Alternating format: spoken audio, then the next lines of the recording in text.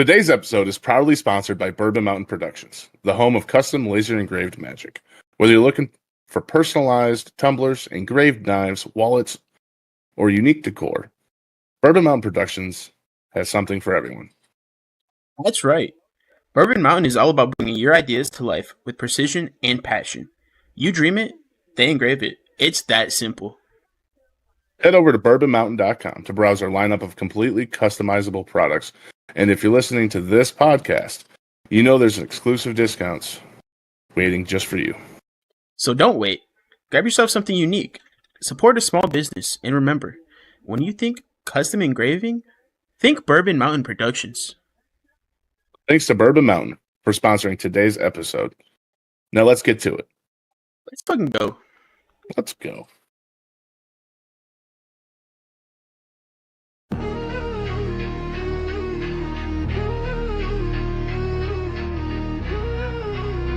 Yeah. From coast to coast, where the truth cuts deep, we ride the line where the shadows creep. It's Goody and Bourbon, mic in hand, dropping facts they don't want you to understand. Fire exits in the back, watch him spark that flame. Producer on the boards, never playing no games. Unfiltered, uncensored, we speak what's real. At the 44th parallel, you know the deal. Welcome to the edge, where the lines get blurred, where the loud get heard and the silence burns. You're tuned to the truth, raw with no mask. It's the 44th Parallel Podcast.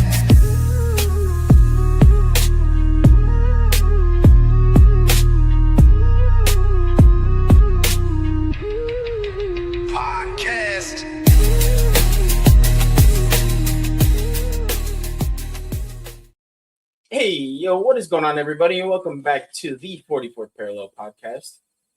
How are we doing tonight? Oh, I'm doing good, Goody. You doing good? I'm doing fantastic. Doing fantastic. Love to hear it. How are you? I'm doing pretty good. We are so out of our element right now. We are. But we're here, and we're ready. Welcome in, everybody. What's up, Big Richard? How we feeling today? Baby Nova with the second. Let's go. Malibu, the Jersey Hermit, welcome in.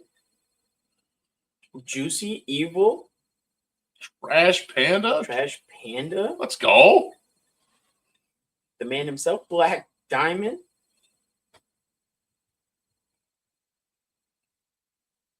We got here. There's a Dig. Welcome in, Dig. Support. Let's go. Bretsky with the yard. How's everybody feeling tonight? How's everybody doing on this fine Saturday? Depending on where you're at, I guess. There's a lot of crazy stuff going on in this world right now, Goody.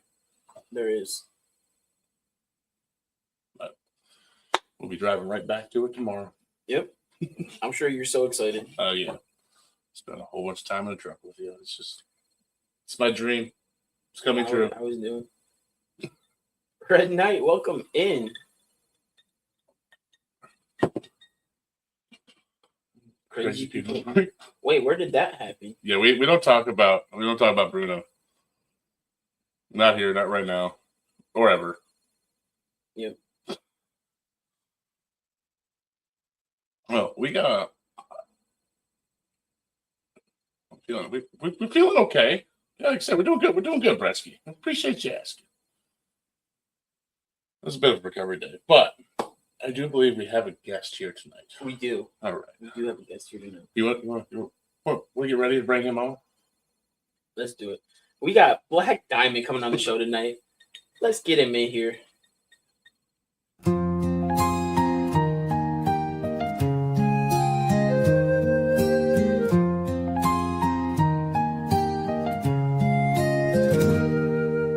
Back in the days of pixel dreams, with a Game Boy glow and childhood schemes, he wrote it down in a 4th grade line.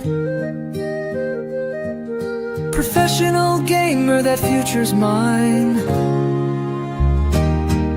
From Hyrule's fields to mushroom skies, he chased the sound of 8-bit highs. Now he's here, still bold, still true, with a heart made a legend and a point to prove. Welcome, Black Diamond, to the show.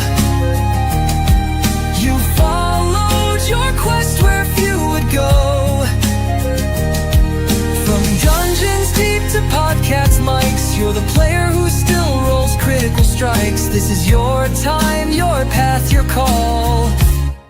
Now you're shining on the 44th parallel. He knows the story is what makes the game, and the music's magic, it fuels the flame. With a Triforce soul and a hero's will, he's pressing start and chasing thrills. From couch co-ops to late night streams, he kept the faith in pixel dreams. Now he's leveling up in a brand new realm. Behind the mic, he's at the helm. Welcome Black Diamond to the show. Your quest where few would go. From dungeons deep to podcast mics, you're the player who still rolls critical strikes. This is your time, your path, your call. Now you're shining on the 44th parallel. No cheat codes, no shortcuts here, just passion, power-ups, and a dream sincere. We've got your 6 on this new campaign. Together we ride through joy and pain.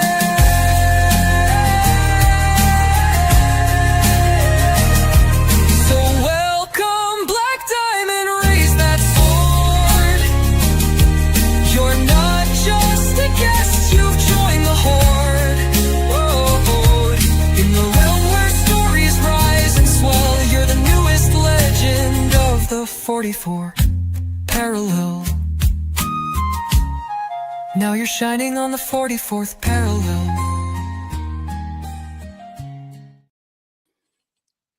Welcome Diamond, in, welcome Diamond. in. That was freaking awesome. every time I've watched a few like of your episodes, and every time like I'm like, I just want to get to when they're introducing the next person, because that's just the songs and the things that your guys are able to do. Like I love it so much. Super happy we were able to get you on here. Well, I'm super happy to be here. So I have a real quick question before we actually get rolled out here. While the song was playing and it came up with the whole no cheat codes, you made a face.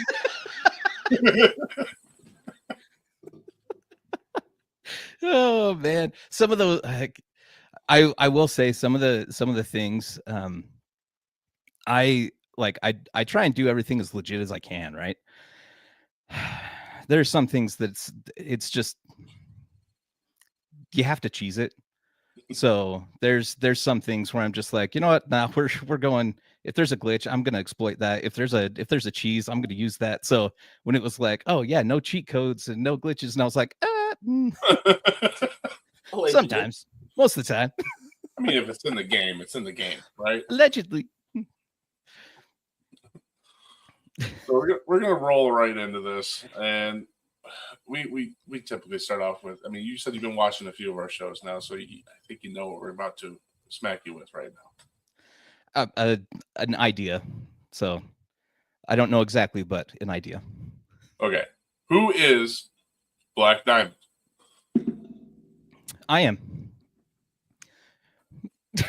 Can you elaborate, sir? I had that answer planned. I got this clip ready to go. One word answers for you all night. Yeah, we're wrapping this up in 45 minutes. So I'm Black Diamond. My real name is Bart, like Bart Simpson. And I grew up here in Utah, born and raised, and just throughout life, I've always loved video games, and I've always it was one of those things of I'd come home from school, play video games, and then get yelled at because I didn't do my homework, and it would be 10 o'clock at night, and so I'd have to do my homework at like 10 o'clock at night through tears, but it was always I'd come home, start up video games. And that's what it was for the longest time. But somehow I managed to get my way through school, all the way through to get my accounting degree. So I do have a bachelor's in accounting with a minor in criminal justice. I focused on audit and fraud. and went out to go find a job as a forensic accountant or something like that, and ended up in pest control for the last like 7 years. And then ended up quitting my job last October. Things just got really bad, and so I ended up quitting my job. And I've been trying to look for new jobs since, but until that time, I've been doing this, and I've absolutely been loving this. So I'm Bart, born and raised in Utah. I'm an accountant and a gamer. So You wrapped that up very nicely. He did. Look at the little bow around it and everything. there you go. So, what inspired you to first hit go live? What got you streaming on Twitch? So the funny thing about that is I actually created my account like 10 years ago, because I was in college and I was like, you know what? I play a lot of video games, so I might as well stream it. And so I went live, and I think like the first thing that I went live with was Assassin's Creed 2 or something like that. And I was right on my Xbox, just streaming straight from my Xbox. And I was like, I did like 2 streams, and I was just like, oh man, this is hard. You know what? Screw it. I'm just gonna enjoy my games. And so I stopped. And then a few years later, I was like, you know what? I play a lot of video games, so I might as well just stream it and make some money. So it's the exact same conversation. And so I was just like, all right, let's the game that I was playing at that time was actually Assassin's Creed Unity. And so it was back into Assassin's Creed, and I think I streamed twice again, and I was just like, holy crap, this is hard. All right, never mind, I'm not doing this. And then here it is, September of 2023, and my mom saves a lot of stuff. And when I got married and we moved into our townhome, she ended up giving us a ton of boxes of stuff. And she was like, this is all yours. You have to go through this. And I was like, this is stuff from my childhood that I thought was thrown away. Why do you still have it? And one of the things she actually saved was actually like all of my schoolwork. And so I actually found this as I was going through those boxes, and I kept it. So this is a 4th grade homework assignment where it asks, what do you want to be when you grow up? And just like the song said, you know, I wrote on here that I wanted to be a professional Nintendo and Game Boy player because I like Nintendo and Game Boy. I mean, I'd go home from school and that's what I'd play. And so end of September 2023, I was like, I want to actually try. I want to actually try and give this a go and see if we can make a childhood dream come true. And so for the next couple of months, I watched videos. I watched streams. I watched videos. I was just trying to learn everything I could about streaming and how to stream, how to be a streamer, what to use. And I told my in-laws about it, and my father-in-law decided for that Christmas he was going to build me a PC with parts that he had in his basement, and that's actually the PC I have right now. I have no idea what's in it. All I know is that it can handle a stream. So that's what I've been using is a gift from my father-in-law to be able to stream. And January 4th of 2024 was my first stream. Hit the go live because I wanted to chase that childhood dream. And it took, a couple weeks to be able to hit affiliate, and we hit that childhood dream, and it was too soon. So I wanted it to be bigger. So we're making it even bigger. That is amazing. That's awesome. You're like turning an actual childhood dream. Yeah. Taking a shot, which not a lot of people do. And by not a lot of people, I mean like talking about a minuscule amount of people actually take a shot at their childhood dream. Yeah. It's cool how you came back to finding that though. Like it was kind of like almost like meant to be kind of scenario. Like you pull out. Like, I love how you pulled out that wanted poster. That is. Yeah. That's fantastic. And the support of family behind you. That is important, but amazing as well. Yeah, Yeah, for sure. W in-laws. Yep. So you're looking to go professional with the Nintendo Game Boy player. What's your favorite retro title to stream? Oh, I don't know. I wouldn't know anything about retro titles that I'm trying to go through.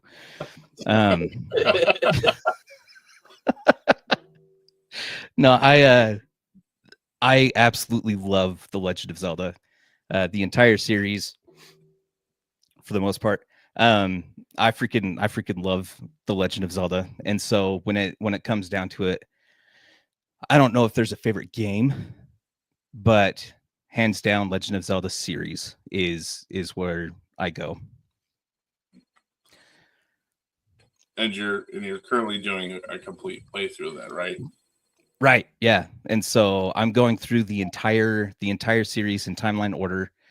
There's 23 games that we're going through, and they all fit into a story. So starting with like Skyward Sword and stuff like that, and then down to Ocarina of Time, where it splits into 3 timelines. And currently we are on game 13 of 23. We're playing Adventure of Link right now. And that is at the very end of the Fallen Hero timeline. So in Ocarina of Time, had Link died to Ganondorf, this is the timeline that we are going down now. And then at the end of this game, we'll hold a poll to decide whether we go down the adult Link timeline or the child Link timeline next. And so the adult Link timeline is basically at the end of Ocarina of Time. Zelda sends Link back to his time to be able to have his childhood. And the adult Link timeline takes it on from where Zelda sent him back and on there. And then the child Link timeline is when Link goes back in time to live his childhood, and it takes it on from there. Okay. So just a short synopsis on that. It's like an interactive, like, where do you want to take this? Like, you play like Mass Effect. It's got that. You can choose where you want to go. You're doing that with your community. That's amazing. I love it. Yeah. And there's also you're pushing. There's a special something you have, right, for when you do hit a certain goal of yours. Right. Yeah. So something that I set as myself as a goal for myself this year was because I'm without a job and it's been freaking hard to find one. I was like, you know what? I'd be able to put more time and effort into this to be able to grow this. So I'm trying to grow outside as well as inside of Twitch. And hopefully by the end of May, we'll have enough support to be able to actually start for a partner push. Because the goal that I set for myself is to attend TwitchCon in October as a partner. And I've told people that I had this in mind, that it's so strong in my mind. You put it out to the universe makes it happen, kind of thing. And so in my head, it is going to happen. So once we hit that, I went out and bought this Legend of Zelda edition Nintendo Switch Lite to be able to give away when we do a partner celebration. And so I keep this here on my table right next to me, just as a reminder to myself and a reminder to people who come in that this is something that we're working towards. And so I would love to be able to give this away. I figured that would be like a fantastic giveaway item because we are going through the entire Legend of Zelda series, and of the 23 games, 15 are available on the Switch. So it'd be pretty sweet to be able to give that out to someone. You also mentioned that when you do go to TwitchCon and you have your booth, when people come and visit you at your booth, you're going to start a 5-minute timer and make them have some fun with you. Is that right?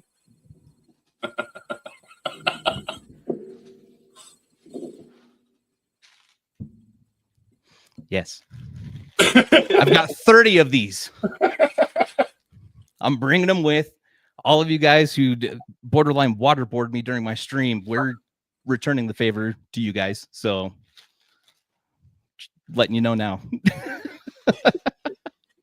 I'm just saying, 9 times out of 10 that I walk in your stream, I don't even have to make you do it. Somebody's already making you do it. And it's just like, this guy is just choking down water. And it's just like, you picked the so funny much. thing. Well, it's kind of funny. Like, I saw this thing and it was like, what are you known for on your stream? And I answered that question and I was just like, I wanted to be known as the Legend of Zelda guy, as the Nintendo guy, but I'm known for putting in a mouth guard and being borderline waterboarded in my streams. That's And the socks. and the socks. Yep. Put socks on my hand and waterboard me while I can't close my mouth. So Oh. So obviously it was mentioned in the song, and then you brought it up again. But how would you say overall that fourth grade homework assignment really shaped your content journey? It's so when I started it, I was just like, you know what, I don't know what I'm gonna do or what I'm gonna play. When I first started, I was just like, okay, I know that I want to stream and I want to do this. And so, but what is something that would be able to give me enough content to be able to hit affiliate and to be able to receive at least one payout from Twitch? And I was like, freaking Zelda. Zelda has a ton of content. I freaking love it. And so, yeah, that fourth grade homework assignment, I was just like, I grew up on Zelda. And so thinking about it, I was just like, we might as well do that. And so it has shaped it in the way that I'm just taking it back to my childhood favorite and being able to share that with people.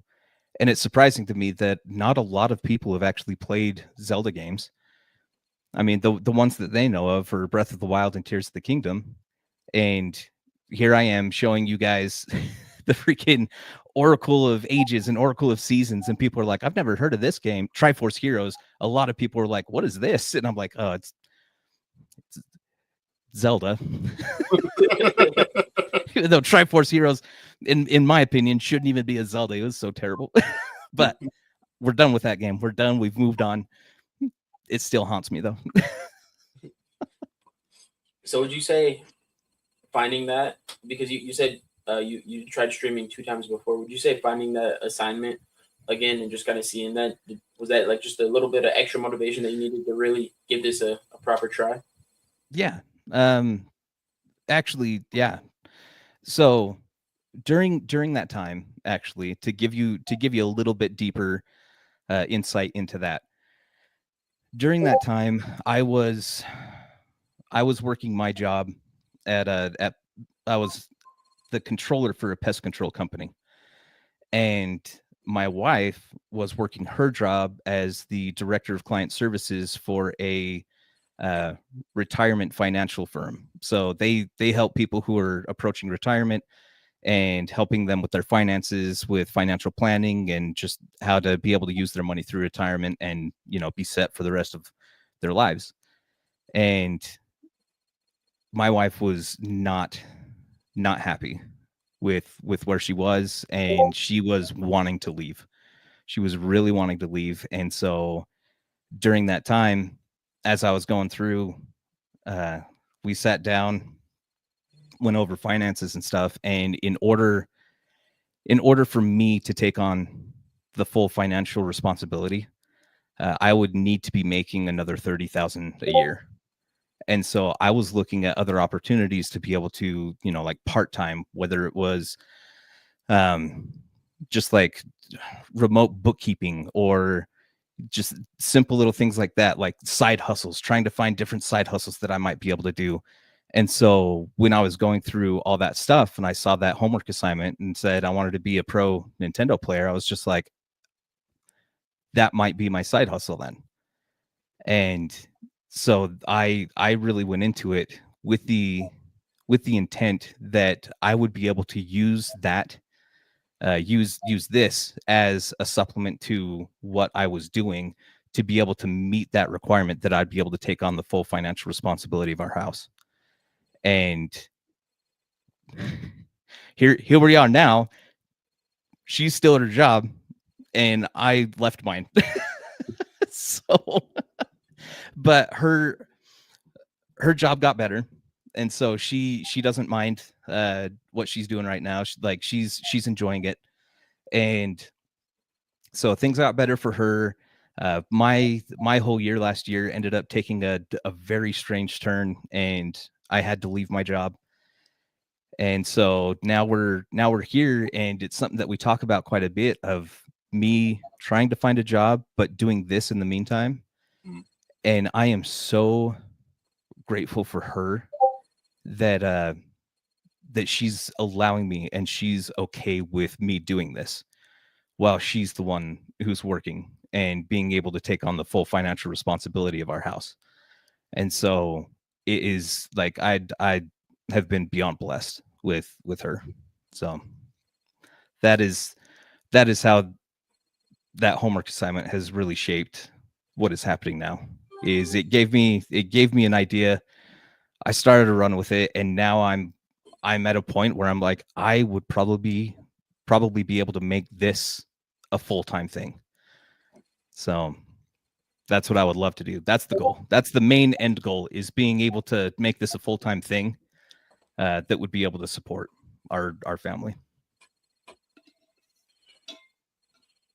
So let's take it back a step, back to your first stream you were talking about, and you're like, this sucks. I'm just going to enjoy my game and move on.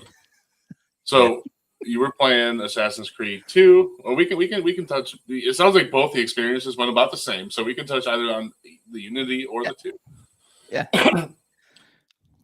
How did it go though? Like, can you go in a little bit more depth of just like your first thoughts as a streamer? So in those, it was, so actually I'll touch on all three. When the first time, the middle part, and then when I actually wanted to try and go for it. So I mean, the first two, the first one and the middle one, I remember playing and watching in my chat box, and nothing happening. And I was silent the entire time. Like, I had no idea what I was doing. I was like, no, you just go live, you play games, people come watch you. It's as simple as that. And so that was that was my thought, was just, you play games, people are like, I like Assassin's Creed 2, I like Assassin's Creed Unity, I'll jump in and watch this guy. Now I know that you're probably at the end of a page of 50 other people playing that game. And so as I went through and I was like, okay, I'm getting ready to do my first stream, in my honest go at this, I was like, I need to prepare. I need to find out how to be a streamer and what I need to do. And so I ended up looking up a bunch of videos of how to stream to 0 viewers, and how to talk to yourself, and different things like that. And so I ended up, my first stream, it was me repeating the same lines over and over again. The first game I streamed was Super Mario Wonder, in that January 4th stream. And so the entire stream was this, of just me finishing a level and being like, all right, let's go. And then the next level, I'd read the title and be like, all right, let's see what this is about. And then be like, okay, all right, cool. This is this is good. All right, we finished that one. Let's go. All right, read the next one. Okay, let's see what this is about. Like, I was repeating the same lines over and over. So it was just goofy. And no one came in for the first like 1 or 2 streams. And I was struggling to be able to talk to myself. You talk to yourself. I do. I'm good at that. I'm very much I'm very much an introvert. There's nothing more enjoyable to me than not talking. I love being able to just sit and not talk. And so the whole learning how to talk to yourself and being able to talk on stream and being, constantly talking is something that I actually had to practice a lot. And over the last year or so, I feel like I've been able to sort of acquire that skill of being able to talk, which is weird. I still don't care for it. I'd still rather be silent. but I feel like I've been able to do a lot better with being able to talk. So I would say if that's truly where you were at when you first started, a round of applause for you, because Absolutely. you do a fantastic job of speaking in general. Like literally, when some people ask me, "Well, who's Black Diamond?" Oh, he's a fantastic retro streamer, and I literally the words that I say is that he has a nice controlled atmosphere, and he talks, and it's like it's a very nice just chatting session with him as he's playing. So props to you. I wouldn't have thought in a million years that you preferred not to talk to anything at all. yeah. Well, it took a lot of practice. I'll tell you guys my routine if you'd like, because I saw a video. One of the videos that I watched was, learning how to talk to yourself, and so I did this 20-minute exercise every day, and it is a 20-minute exercise that I need to pick up again and do again. But so on the first day, it's going to be 10 minutes. Pull out your phone, record yourself talking for 10 straight minutes about anything and everything that's on your mind. Talk for 10 straight minutes. As soon as that 10 minutes is done, turn it off, set it to the side. You're done for today. On the next day, pull out your phone, watch that 10-minute video, and just take notes of your cadence of the ums and uhs and fillers, and then hit record and record for another 10 minutes. And then once that 10 minutes is done, close it down. Next day, watch the 10 minutes, record 10 minutes, put it away. And I did that for about 2-3 months. And I feel like that actually helped me a ton with being able to talk to myself and being able to talk to other people. So thanks, Risen. Get a soundboard. Talk to a soundboard. But that's what I did for a couple of months, and it helped me a ton. And now that I'm trying to make other content, I'm thinking that I need to pull out that exercise again and start doing it again. So in your opinion, what's been like your biggest challenge through this Twitch journey in building your community up? My biggest challenge?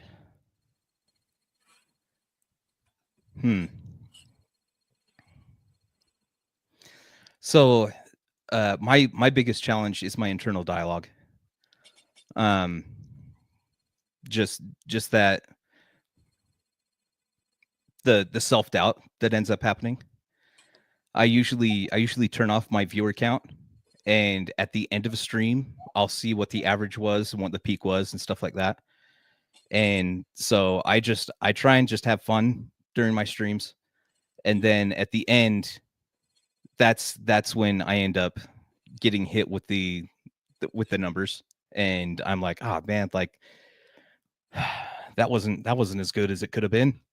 And so a lot of the time it's the self-doubt that comes through of I'm not entertaining enough. I'm not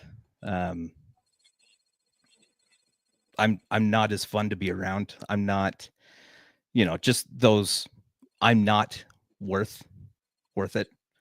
And so those are all stories that are just made up in your head. And I mean, just flip on the bird. They're not true. They're made up. So just acknowledge that you've had that thought and be like, all right, well, I'm better than that. So let's move on. So, but that is my biggest challenge, is myself and my inner monologue. So. Okay. Also, Mama Goody, thank you for those 244 pitties. Let's go. Drop them out. Well, let me see them biddies. Gonna take a long look at those Tego biddies. Throwing a lot, but throwing about 50. Come on, let me gander it in biddies. Appreciate you, Mama Goody.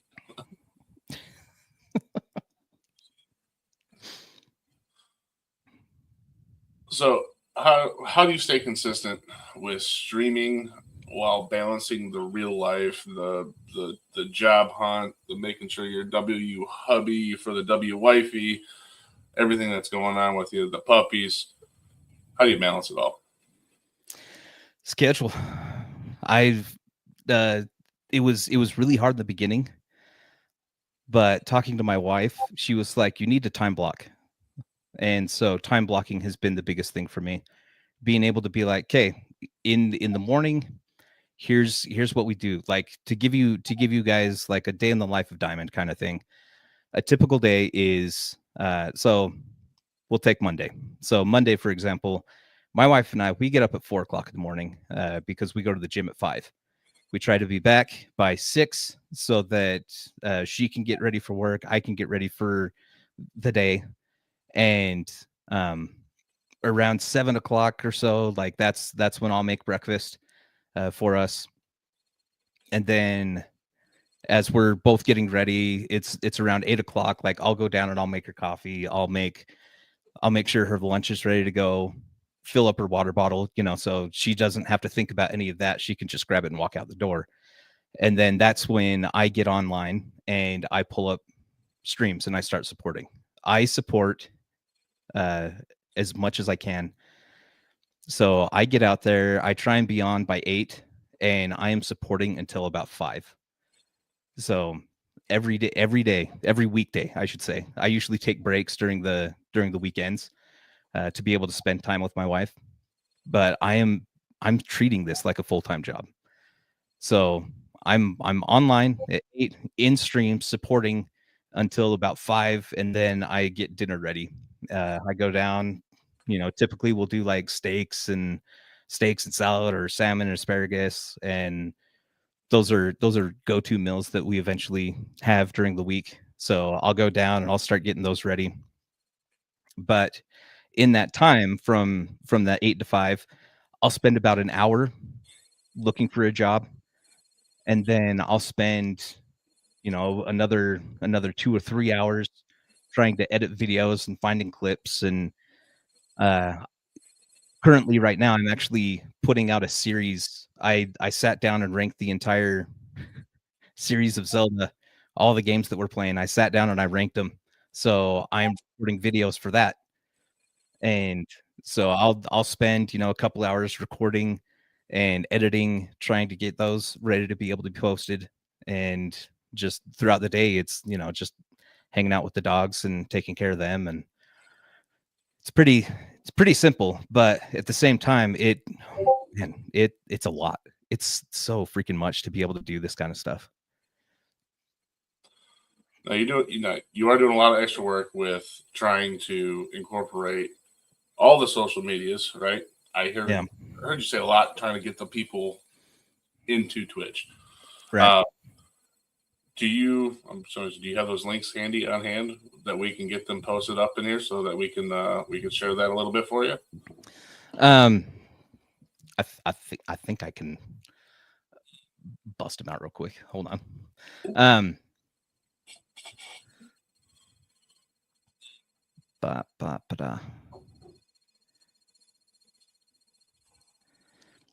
But yeah, so I'm like on all the social media, and oh, hold on. I was gonna see if that worked. That didn't. Let me pull this up.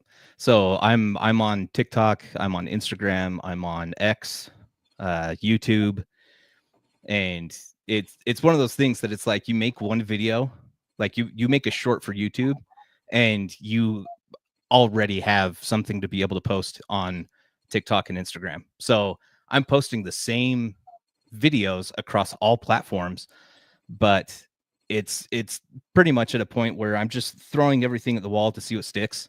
Mm-hmm. And hopefully something comes out of it. So how long have you been pushing with all the other platforms? I didn't really start taking that seriously until this year. So do you find something sticking better than others? There we go. TikTok usually gets more views. Instagram gets a little bit more engagement, and it was it was my AI videos on YouTube that ended up stirring up a little bit of fun times. So I use AI with a bunch of my stuff. So usually I'll post a story when I'm going live in the evenings. I'll post a story on Instagram and TikTok, and in the background I usually have AI write or create an image of like an 8-bit me in a green tunic with a sword. And in one of those shorts, I ended up getting Chat GPT to be super critical of itself and sent it for a loop. And I had someone respond to that and was just like, "Oh, you feign sympathy for AI, but pick up a pencil. This is pathetic." And so I made a video responding to him and redrew their profile picture, and I was just like, "Well, what? I picked up a pencil. Here we go. This is why I use AI. Like, I'm terrible with art." And so I just in response to them, I was just like, "Here you go, new and improved. Commissions are open. Let's go." That's awesome. I know I'm a terrible artist, so that's why I use AI. And when people are like, "Oh, just freaking do it yourself or hire someone," I'm like, I'd love to be able to hire someone. For right now, not really feasible. So, what would you say a successful stream means to you?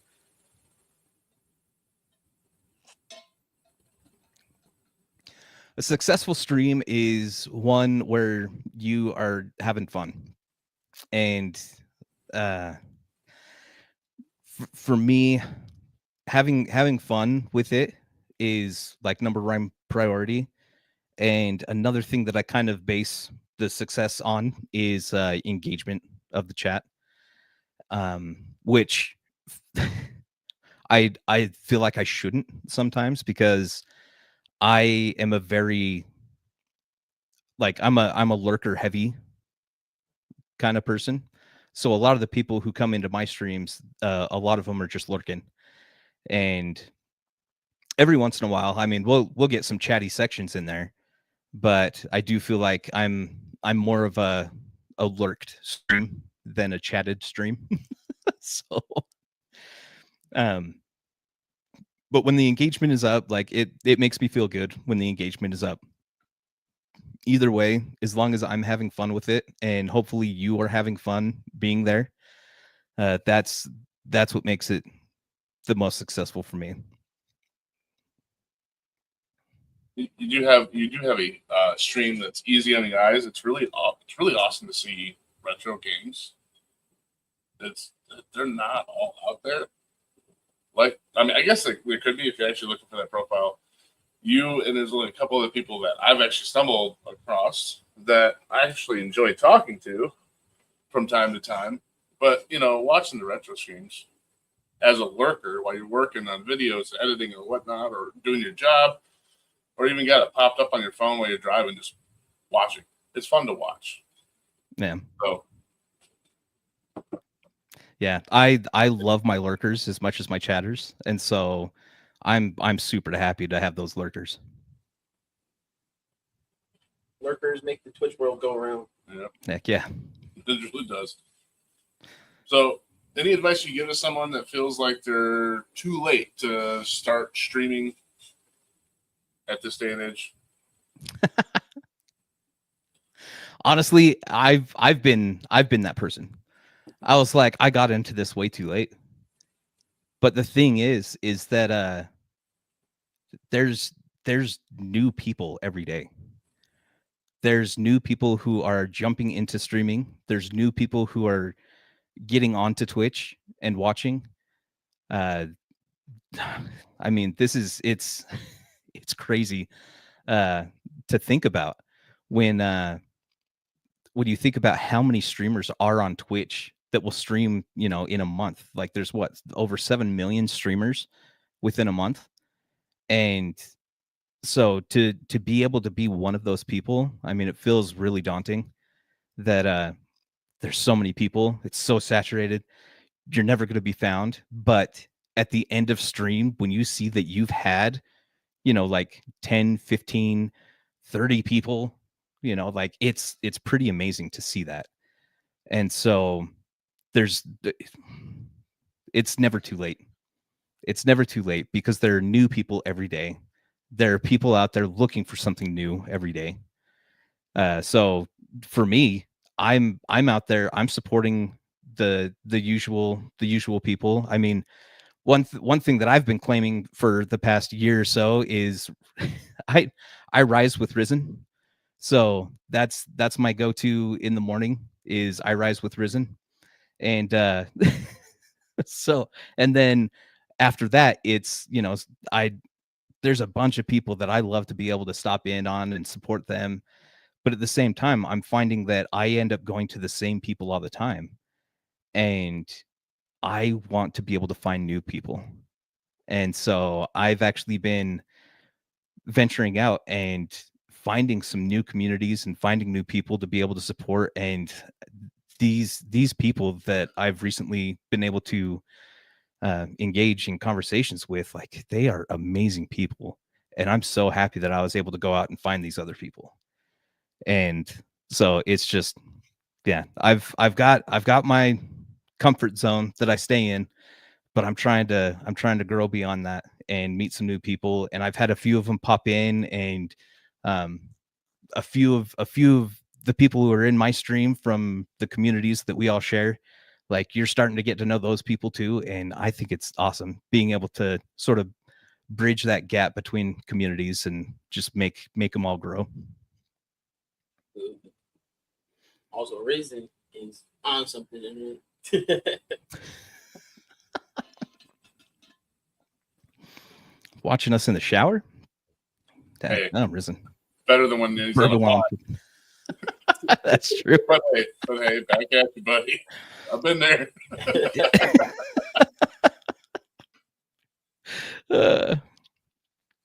Gosh. That's right. You gotta watch when you can. Even if it's on the can. That should go on a t-shirt. Nice. So what gear did you start with when you started your Twitch journey, and what's your current setup like? Oh my gosh. So I actually have so like I said, my father-in-law was like, "Hey, you're going to be streaming? Let me build you a PC and give you the things that you need." So he gave me all the stuff at the very beginning. So for Christmas, you know, I got that PC. Still have no idea what's in it. I just know that it can run a stream, and that's good enough for me right now. But he also gave me a microphone that he had in his basement, a webcam, like a nameless, brandless webcam that he found at like a yard sale store kind of thing. And I had a single monitor, and that was about it. So I had a single monitor, I had my computer, and I have a nightstand that I use that everything sits on. And so in the beginning, it was super simple. It was easy because I had this nightstand, I had the single monitor, and all I would do was take the nightstand, I'd push it to the side of the wall when I wasn't using it. And then when I would start a stream, I would pull that nightstand over, plug in everything, and then start up stream. We're good to go. But over time, I was just like, hey, I need a freaking better mic. I ended up using my Xbox headset for a while, and then I stole my wife's microphone for a while, and then I ended up buying this Fifine microphone. And then I was like, and then the webcam is just a crappy webcam. It was super pixelated, so I ended up buying a new webcam. It's a Logitech something or other. And then I bought a tower. I bought 2 monitors. And so now the way that this is all set up is I have the same nightstand. It's a big old nightstand. And I have the tower of monitors, one on top of each other, the webcam right in between, and then I play everything on my TV. So when we moved in here, I wanted a game room. I set this up as a game room, and it wasn't until after the fact that I was like, I want to stream. So now I turned my game room into a makeshift stream room as well. But what I would love to do is actually be able to make a stream room and have a place to be able to stream. Because right now I don't even have a desk. I have my recliner, I have my side table. A lot of the times I use this. I mean, it's one of those like pillow desks. So I put this on my lap and I have my stuff on this as I'm working on stuff. So yeah, it's just I I make do with what I got. And hopefully one day I can make it better. I think you're doing a phenomenal job with how you're doing it. Absolutely. I'm actually kind of jealous of the recliner, though, man. I mean, it's old. It's old. The seat has started to sink, and so I have to put cushions and pillows on it to get me high enough to the point where I'm still in the in the camera. I need a new recliner. So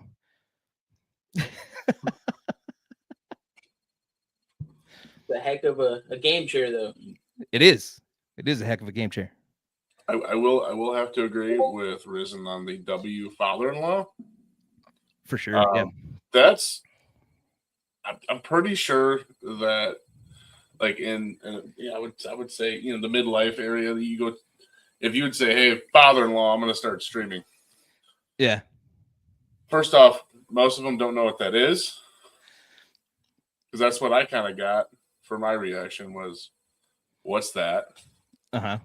And yeah, the dirty looks. And then I mean, dirty looks is actually a nice thing compared to what I think is out there sometimes.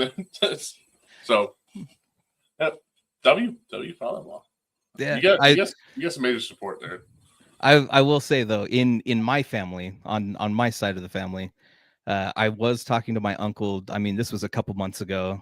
This was more back around August or so last year, and I was talking to him at my cousin's wedding, and I was just telling him about the stream, and I was just like, oh yeah, like I'm doing this, and I pulled out my phone and like showed him one of my VODs of like, yeah, like this is what's going on, and he's like, what the crap? He's like, you know, I gotta tell you, you know, this is definitely something in your wheelhouse. And I mean, a couple of years ago, we would have told you, Bart, what are you doing? Like, do something with your life, man. But you're actually making money with this. And I was like, yeah, dude. And he was like, well, that's freaking cool. So yeah, even on my side of the family, people still don't quite understand it. And just my father-in-law is very, very tech savvy, and my nephews on my wife side of the family, they're very, very much gamers, and they have everything set up at grandma and grandpa's house. In their basement, his basement has 8 computers lined up next to each other, and that's where all the grandkids go. They go down there, they play Roblox, they play Fortnite, they play Valorant. Just all the grandkids are there every day in the basement at grandpa's house. And so he's very tech savvy, and being able to build my computer for me and stuff like that, like it was a fun project for him to do, kind of thing. So, and I freaking appreciate him for it. Freaking love my in-laws.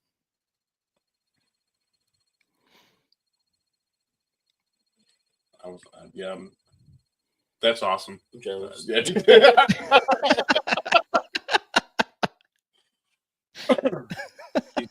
He said it.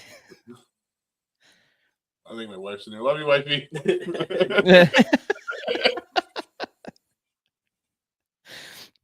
All right. So what's one moment on stream that made you say, "Yeah, this is why I do this"?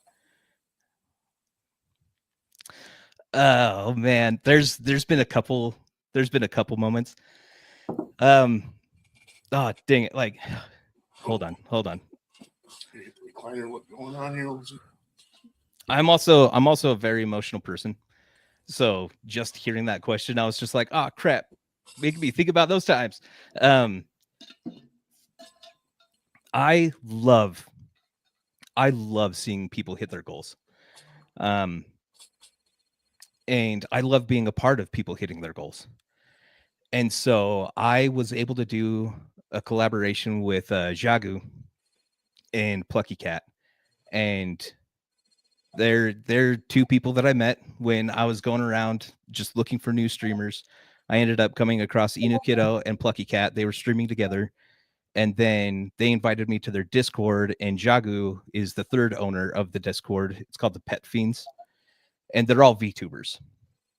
And so Plucky Cat was like, "Hey, we want to do a collab, so let's do a collab." And I was like, "All right, I'm for it." And so it was Plucky Cat and Jagu and I, and we were able, with my help, with the community that came in to support me, we were able to get Jagu affiliated, and it was freaking awesome. And so being able to be a part of Jagu's affiliation, that was amazing. Another friend, Pangerbon, we were able to help him get affiliated. That was freaking amazing. I have a friend, Stinga. These are all VTuber friends. I freaking love my VTuber friends. But Stinga had a goal to hit 500 followers at the end of the year. By the end of the year, he wanted 500 followers. And it was like the last week of December, and I was able to raid him with a massive group, and we were able to hit his follower goal and exceed it. And I love being a part of people hitting their goals and helping them celebrate their goals. The other side to that, though, is that with my ADHD, being a part of that is almost like a toxic trait for me, because it gives me that high of hitting a goal and being a part of that celebration. And I use that to avoid celebrating my own successes and procrastinate my own goals, because I'm helping others and I'm getting that sort of like contact high. And so it's something that I'm trying to focus on a bit more, is being able to reach my own goals and celebrate my own successes. But I love being able to help people hit their goals and just seeing them grow. I freaking love it. So while you said that, what is a goal that you had hit recently that you didn't celebrate for yourself? 1,000 followers. When I hit 1,000 followers, it's one of those things where I saw these other people hitting 1,000 followers and doing these big old celebrations of like, oh, this is a big old milestone. We're going to celebrate this. I mean, for those of you that were there for Risen hitting 1,000 followers and then watching him eat the hottest chip, it was just an amazing time. And it was this massive celebration of just like, hell yeah, like we hit 1,000 followers, let's freaking go. And, eating the chip and then watching his son, he's like, give me the ice cream. And his son goes and grabs the ice cream and brings it back to him. And he's like, you didn't grab a spoon, and like, it was awesome. It was an amazing time. But when I hit 1,000 followers, I was just like, cool, next. Like, I've put myself in these circles of friends that are just amazing, and I want to be able to be at their level. And so when I hit those milestones that they've hit and celebrated, I'm like, well, I got to catch up. So, okay, cool. We hit this, next goal, so like, let's move on. And so that is one thing that I do kind of feel sad about, that I never celebrated the 1,000 follower mark. But that's why I'm like, I need to be able to celebrate my own successes, and I need to be able to put the time and effort into my own goals, the same amount of time and effort, if not more, than I do for other people's goals. So, can I make a suggestion? Yes, always open to suggestions. So you say earlier that it's never too late to start streaming, right? No matter how old you are, where you're at in your life. Along the same lines, wouldn't it be never too late to celebrate your 1,000 followers? I mean, I feel like that's different. because that happened already 300 followers ago. So, but Why- I get what you mean, though. I get what Why you not mean. celebrate it? Like, do a celebration stream.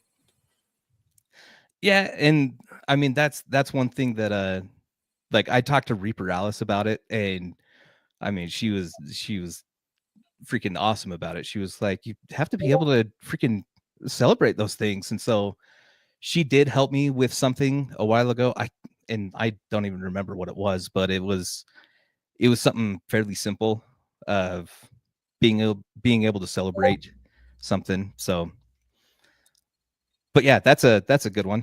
I can do a celebration at 1500, so it would feel more appropriate, I guess.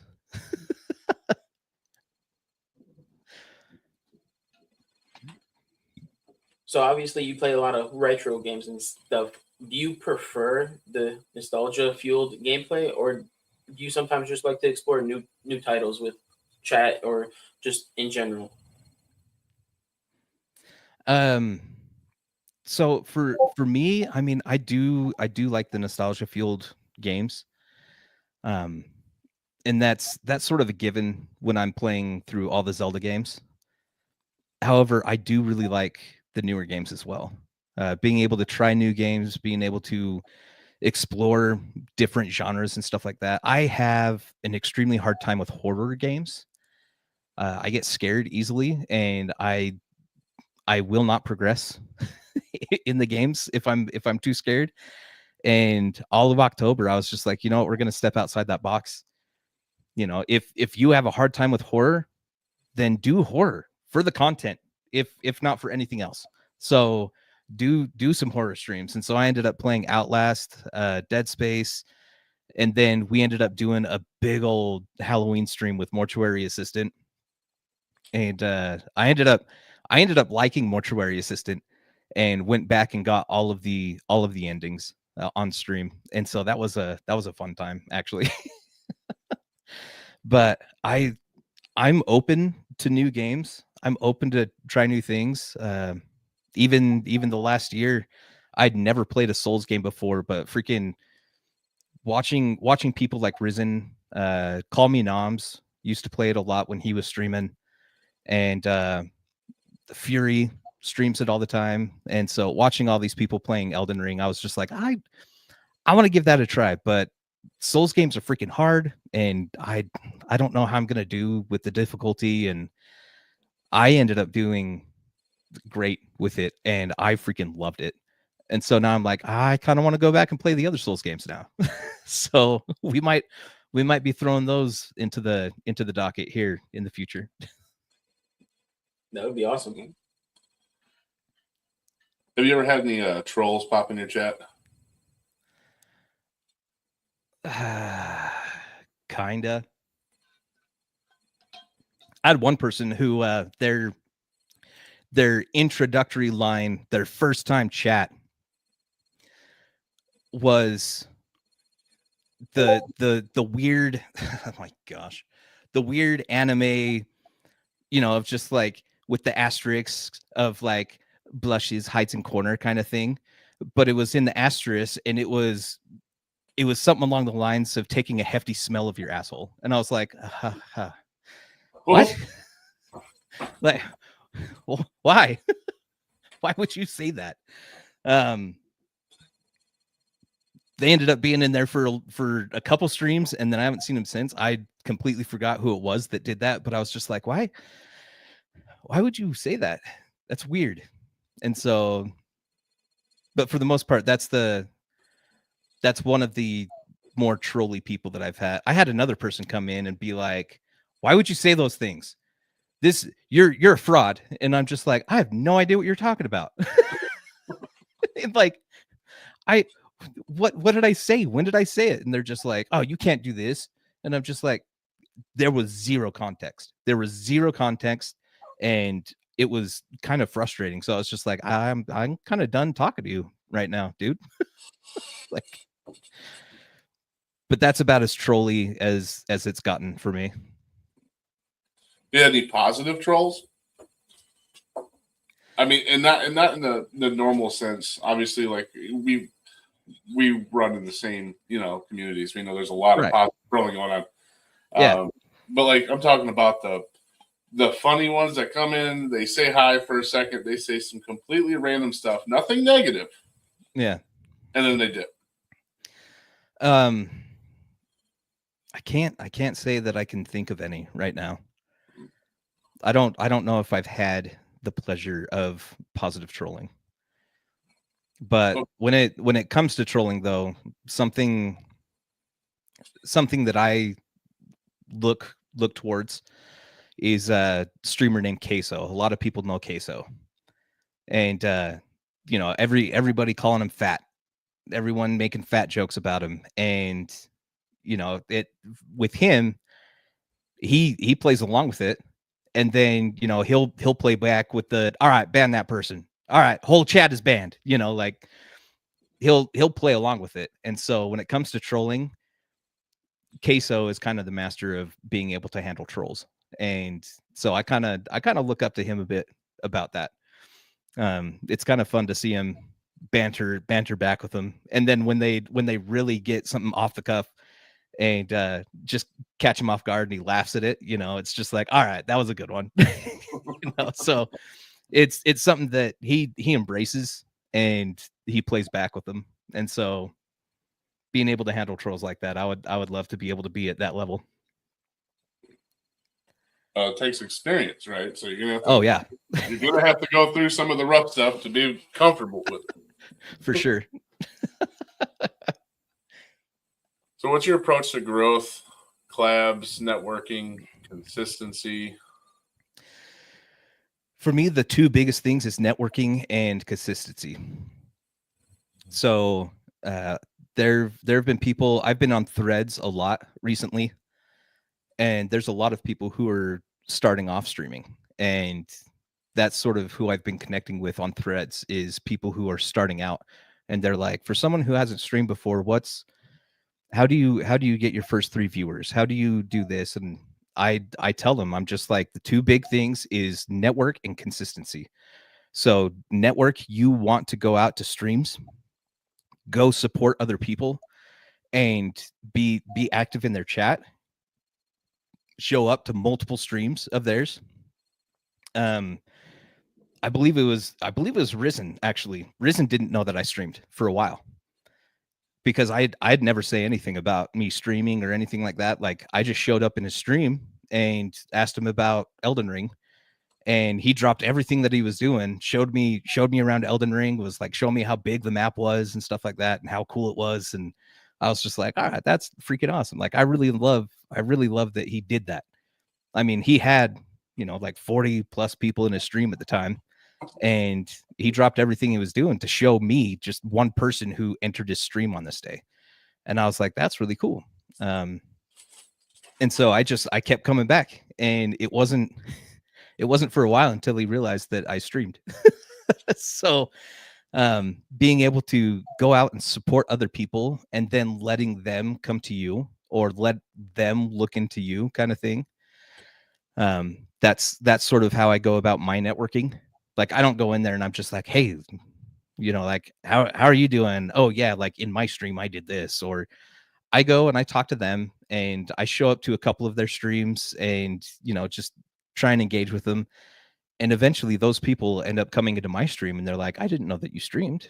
And I'm like, oh yeah, for sure. Oh, by the way, now that you're here, hey, you guys, if you're not following this person, I've been talking in their chat recently. They've been freaking awesome. They're playing this right now, and it's a good time. So it's fun to be able to do that.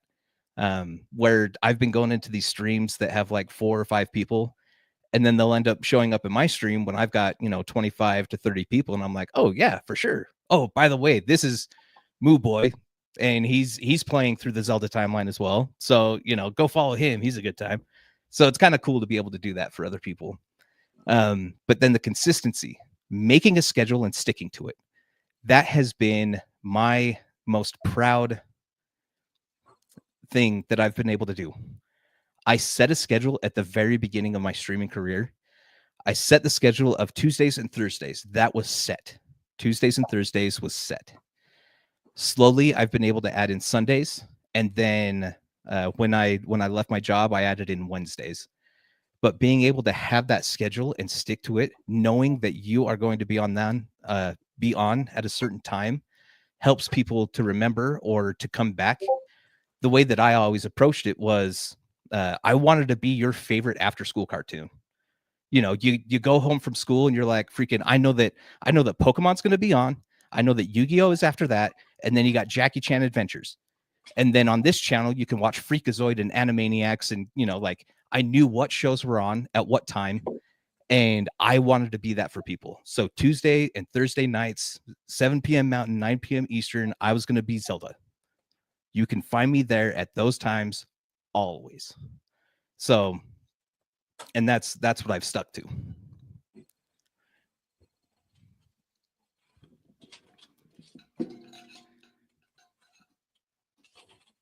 Where were you? Right there. Sorry. All right. Because he doesn't like to give me the control very often. Oh man. Yeah.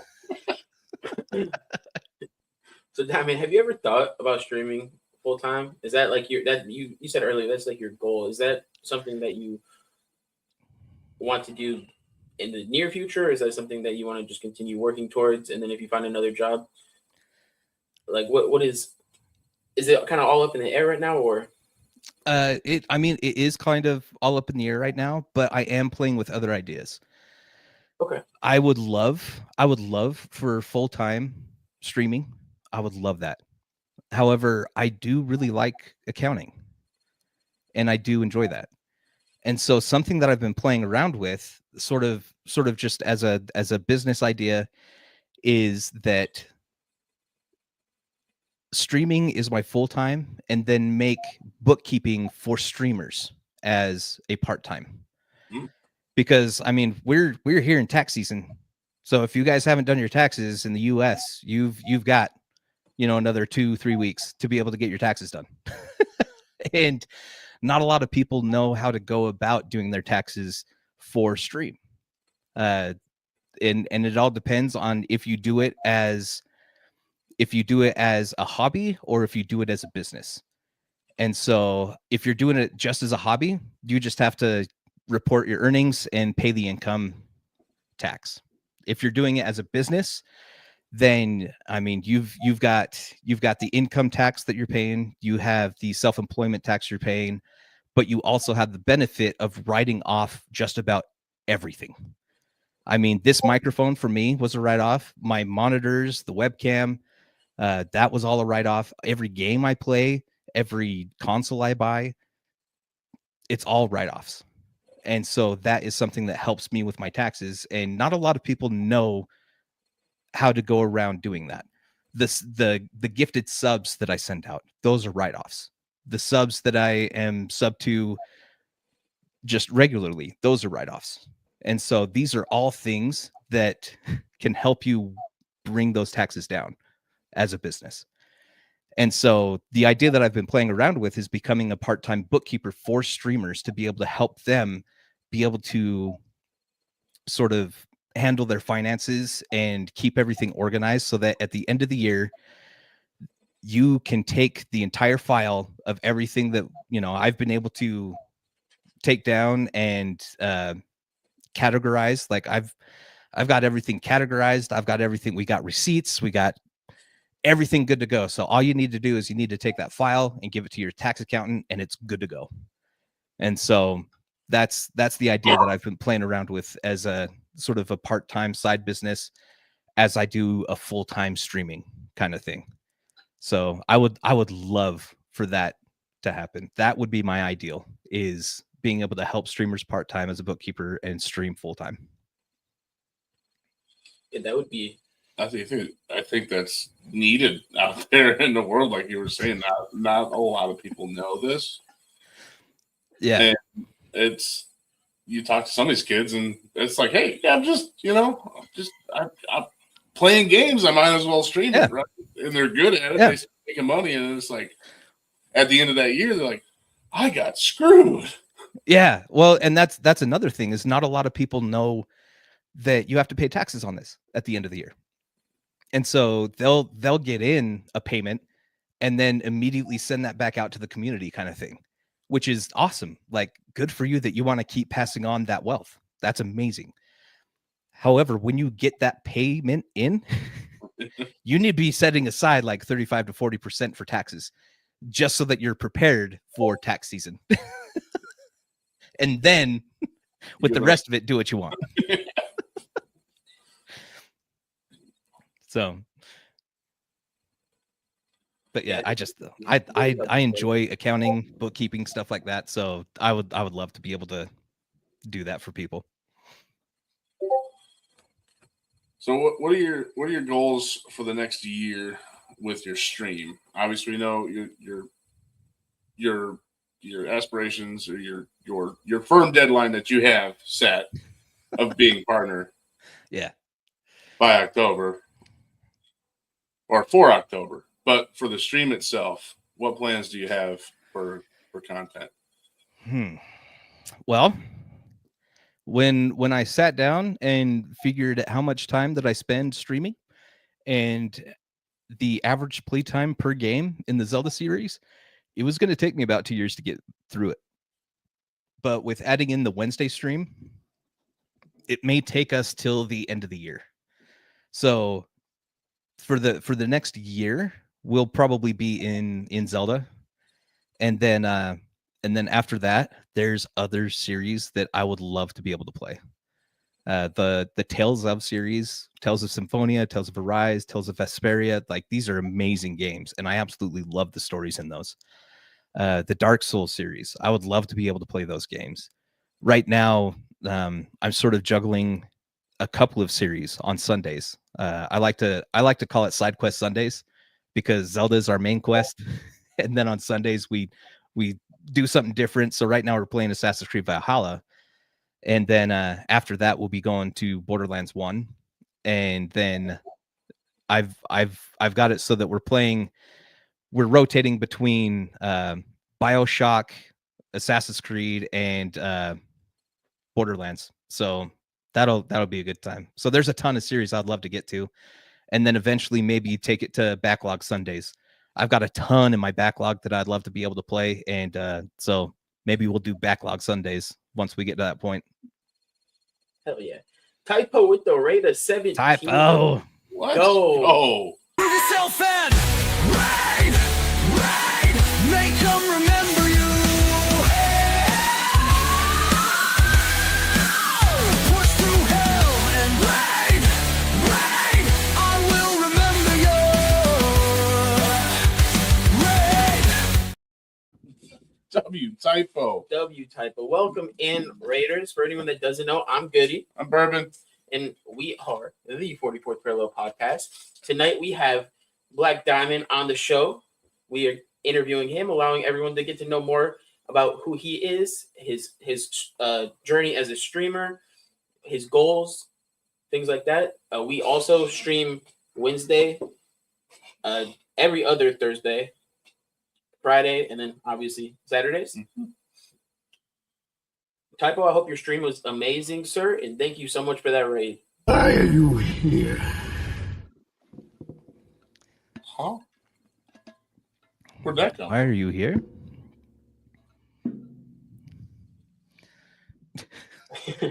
So Never. that was fire touching. Was it Fire Touching Things? Yeah. Is that a new one, Fire? You threw me completely off. Did it say, why are you here? Yeah, I thought that was Bane. Why are right? you here? I thought it was Black Diamond. He touched his mic and something went off. I was like, how'd he do that? How good of you to join us. All right. I'm clear thoughts now. Go ahead. All right, you May sure proceed. you're We're good. All right, Diamond. So, how much prep do you put into your stream, or do you just kind of wing it and go with the vibes, go with the flow? I mean, for the most part, I have things planned as far as, you know, what we're playing, what we're doing, for the next foreseeable future. And so for the most part, I know what I'm playing, but when it comes to, you know, getting ready for a stream, there's a whole process that I go through. I used to do it every single time. Now it's every once in a while. I would love to be able to start doing it more, because I feel like it helped a lot. And this whole process is being able to put yourself in a mindset of streaming. So when I'm out and about in my life, I'm Bart. You know, I have my own things. I have my own issues. I have my own just things that I've got to take care of, and you know, the day-to-day drama in your life of things that come up. But when I am in here and I'm on stream, I am Black Diamond, and so I try and leave that out there. And so to be able to separate myself from those two instances, essentially, is before I stream, this is going to be kind of weird, but you shake the energy off of you through the day. So one thing that animals do a lot is they'll shake, and that's something that we as people don't really do. And to be able to do that, to be able to just shake yourself off and just get rid of the energy that's been stuck to you all day, and just sort of put yourself into a different energy, and then you just kind of brush it all off. And so you brush down your arms, you brush down your chest, your legs, and you just get that energy off of you. And then you just open yourself up to be able to receive and put yourself in a place of gratitude. And you put it out to the universe that I am ready to receive. I am ready to accept people's generosity and their love and support, and help me be in a place of gratitude for that. So whenever anyone comes into my stream, it helps me so that I am in a place where it doesn't matter if, you know, I only end up getting 2 people, 3 people, or 30 people. I'm just grateful that those people took their time to be able to come hang out with me.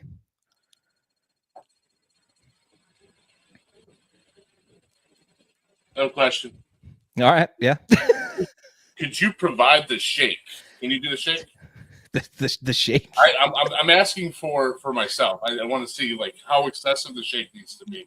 I think So all right. So this is what I do.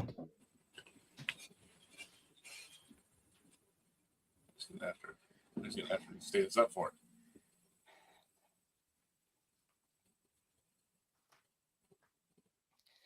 All right. And you just kind of brush it off. You brush it off down your legs. Get it out. Get it out. And you're good to go. You're good to go. You're good to go. You ready?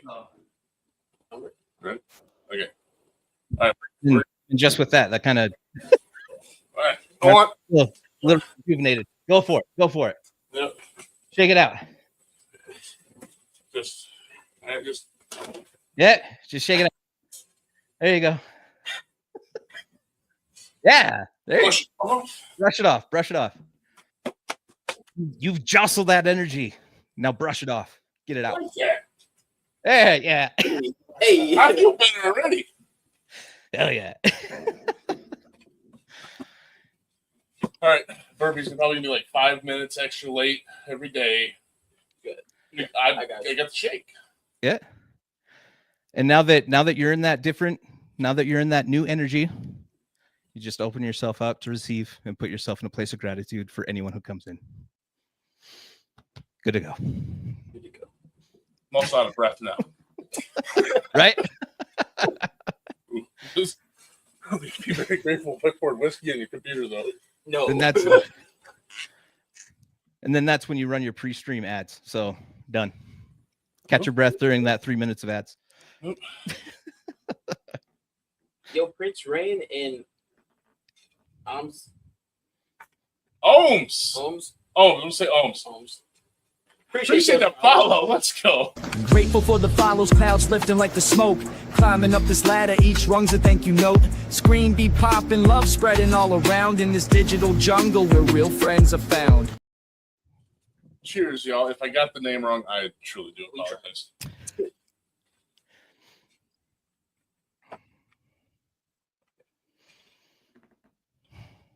Ohms is perfect. Ohms, oh, perfect. Bang. Winning. All right. What is a game that you refuse to stream ever, ever, ever? 3 evers again. Ever again? Three evers, but yeah, that works. Triforce Heroes.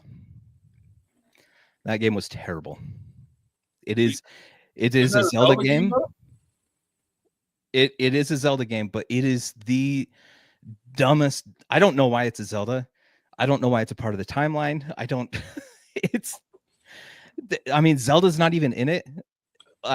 So I went through and I actually if you're following me on any of my socials, the first part of my Zelda ranking, I start with the worst going to the best.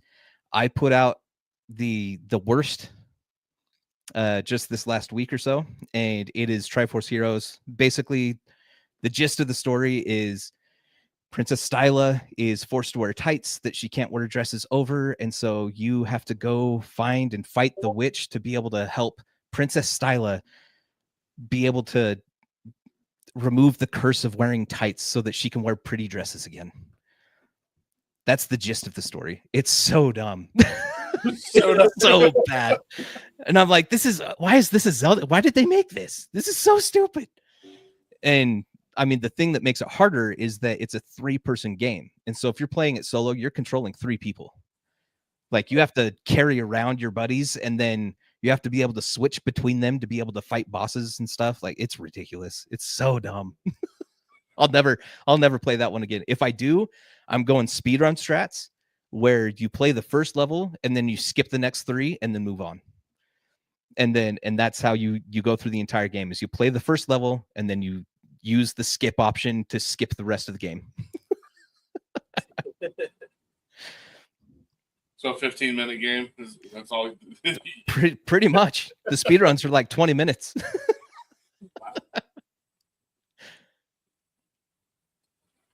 So, Diamond, you got a clean, welcoming vibe. Was that something that you've always tried to bring forward, or is that something that you developed over time from streaming? So the way that I wanted to present my stream is because this is my game room. We're all just hanging out. We're all just having fun in my game room. One thing that I loved more than anything as a kid was, on a Friday afternoon after school, you go to your buddy's house and, it's you and a couple of buddies and you're all hanging around playing video games. And it was just a fun time to be able to just sit and talk and play video games with each other. And I wanted that sort of atmosphere in my streams. This is my game room. You come and hang out with me and we're going to talk about whatever. And we're going to play some games. So that was something that was my intent from the very beginning. Have you ever had a moment where you had to rage quit? Almost. Going back to Triforce Heroes, there were in the last like 2 or 3 streams of Triforce Heroes, I about rage quit.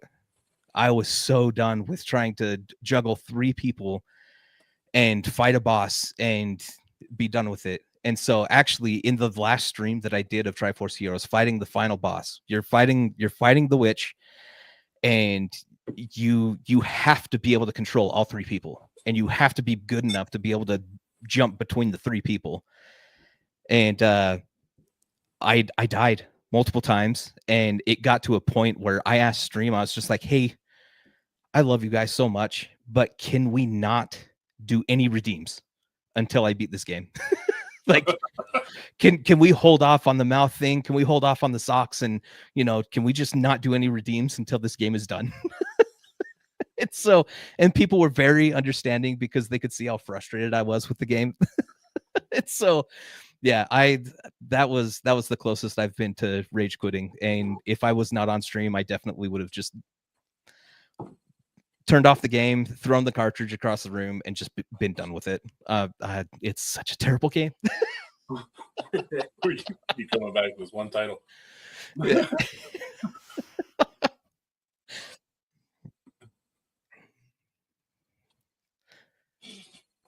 Yep. And then Jersey Hermit ended up spamming the redeems once I beat it.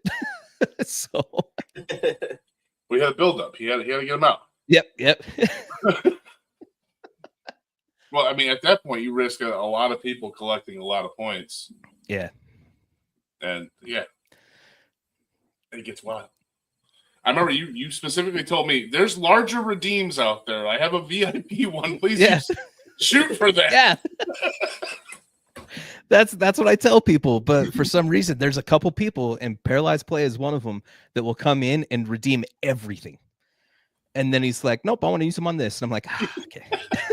All right.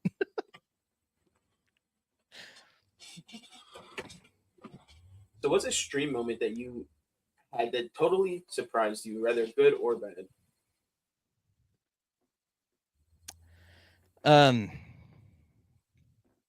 How quickly I was able to get affiliated. That is something that completely surprised me. I went into this expecting we're going to jump into this streaming stuff. Started January 4th, first stream, and I had it in my head that I was like, okay, I want to receive at least one payout from Twitch to be able to achieve this childhood goal of becoming a pro Nintendo Game Boy player. And to be able to achieve that goal, I just need one payout from Twitch. That's all I need. So in my head, I was like, okay, if I start streaming and I just, in every stream, I tell people May 3rd is my birthday, and we are going to start the Zelda series on May 3rd. We're going to do a big birthday stream and start the Zelda series. And I was like, so I have from January until May to be able to get people in here and hopefully get a big enough following that I might be able to hit affiliate. So in my head, I'm like, I've got 4 or 5 months to be able to hit affiliate so that I can at least get one payout during Zelda. And I ended up in this stream, I think it was about my 4th or 5th stream. I had this guy come in, and he was a regular for a little while, and he was freaking awesome. And he would come in and he was just like, oh yeah, Super Mario Wonder, this is great. What are we doing next? You know, like what's next in line? And then he introduced me into a Discord, and the Discord got me thinking about other Discords. And I was just like, I wonder if there's any other Discords that I'd be able to join. And so I ended up looking around, finding Campfire. I think that was one. I ended up leaving it shortly. But a guy came in from that, DH the Immortal. He used to be in Bullet Fam and Pizza Party. He left Bullet Fam, but he told me about Bullet Fam and Pizza Party. And I was like, oh my gosh, like this is pretty sweet. So I jumped into that. I started networking like crazy in Bullet Fam and Pizza Party. And the plan to be able to hit affiliate by May ended up being shortened to I hit affiliate in 5 weeks. And it was done. And then March, I received my first payout. And I've been receiving a payout ever since. And so that completely surprised me, was how quickly I was able to hit affiliate. And the first month of being affiliated, I was able to get enough to have a payout. And then beyond that, being able to receive a payout every month since has still blown me away. That there's so many amazing people that are supporting me in this childhood dream. And so thank you, everyone. Thank you for helping me with this childhood dream, and just the growth that you've been able to help me achieve. I could not have done this without any of my viewers, my lurkers, my chatters. I could not have done any of this without any of you. And so I'm extremely grateful for all of you.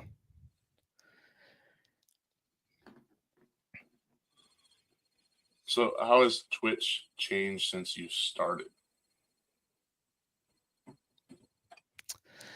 I feel like it's the same. But my view of Twitch has changed. Going into this of, at the very beginning of trying to stream 10 years ago and being like, you play games, people come and watch you. It's as simple as that. Into, like, no, you actually got to put out effort to be able to do things, to be able to talk during stream, so that if anyone does appear in your chat, they'll be able to jump into a conversation with you rather than forcing one out of you. And even then, beyond that, it's been being able to create content outside of Twitch. Of just, there's like no discoverability on Twitch, and so you need to be able to go outside of Twitch to bring that discoverability in. And so Twitch itself, I don't feel like has changed, but my view of Twitch has. This is an amazing platform that has so much potential for people, and it's all about what you do with it and how you go about using it. And so, yeah.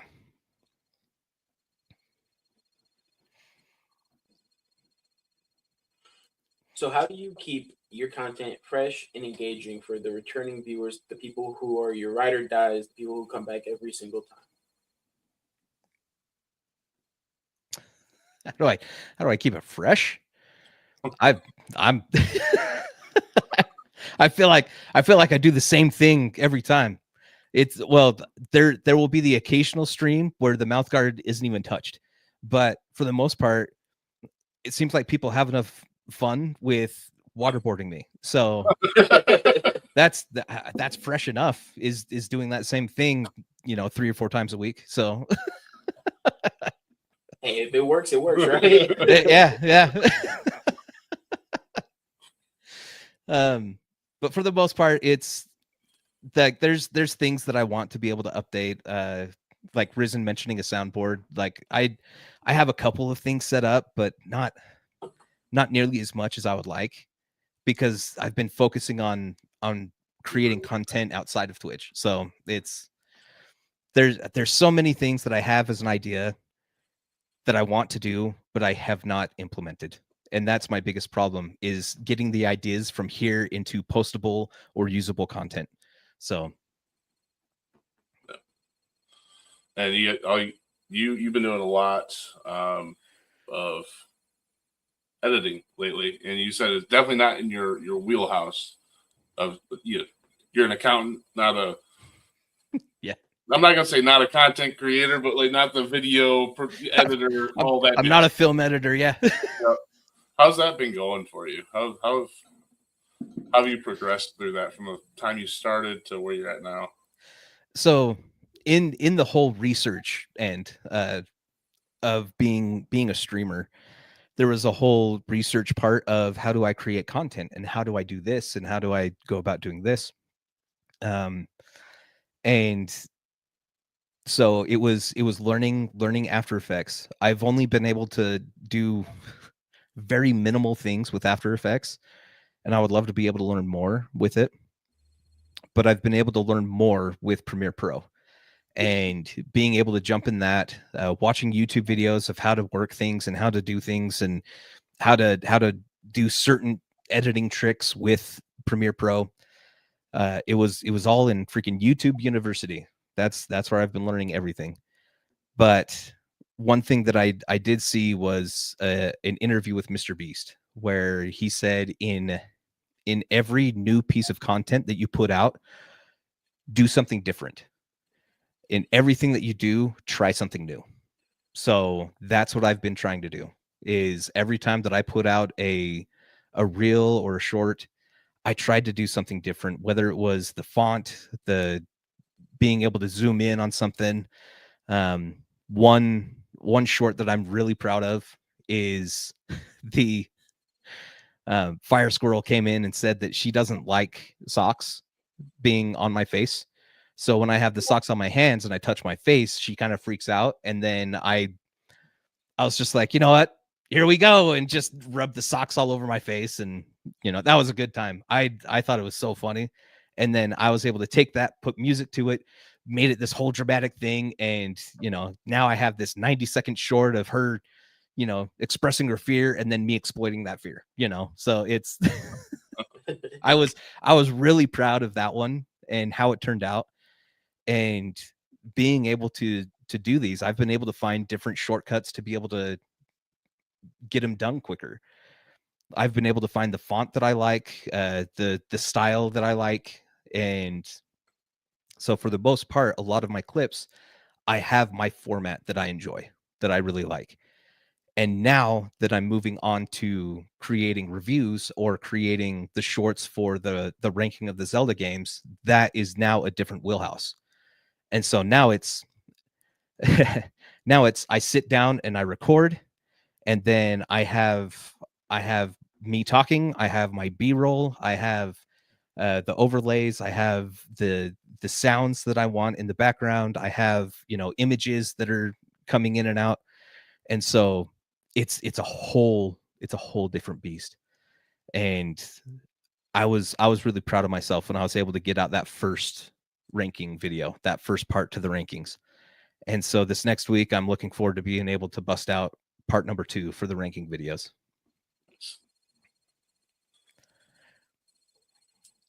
So if you could partner with a game company or developer, who would you choose and why?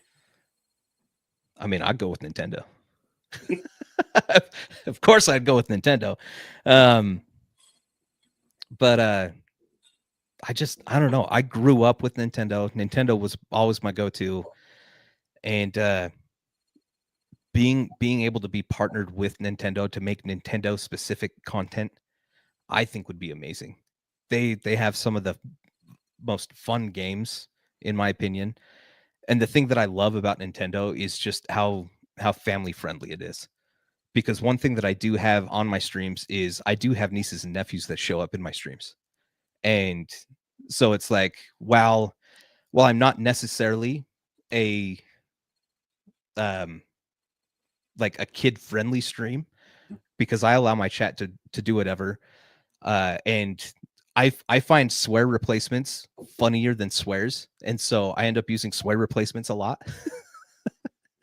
And so I maintain a family friendly atmosphere, because I know that occasionally my nieces and nephews will pop in and watch me, and it's Uncle Bart doing his thing, playing games and stuff like that. It's fun to see your uncle doing that. But having Nintendo be that family friendly sort of go-to is also part of the reason why I really like them.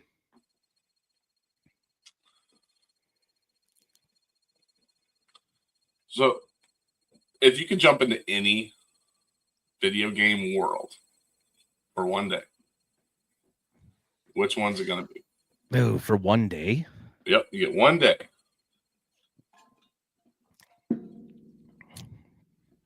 I'm jumping into Pokemon and finding a Ninetales. That's what I'm doing. I love Ninetales. I love Ninetales so much. So I'm jumping into Pokemon and I'm finding a Ninetales. It's going to take me the day. I'm finding one. You sure you can get it done in one day? I'm gonna try. Nice. If not, Get me, it's right. get me the bicycle and a Master Ball, and I'm gonna find a Ninetales. Oh no, we're starting you off at Ash's mom's house right off the bat. Oh shoot, I'm gonna have to sprint through that. I'm battling the Pokemon. I'm not using Pokemon to battle Pokemon. I'm drop kicking the Weedles, and we're punting Caterpies. So we're just getting out of there, trying to find that Vulpix, level it up. Punting Caterpies, baby.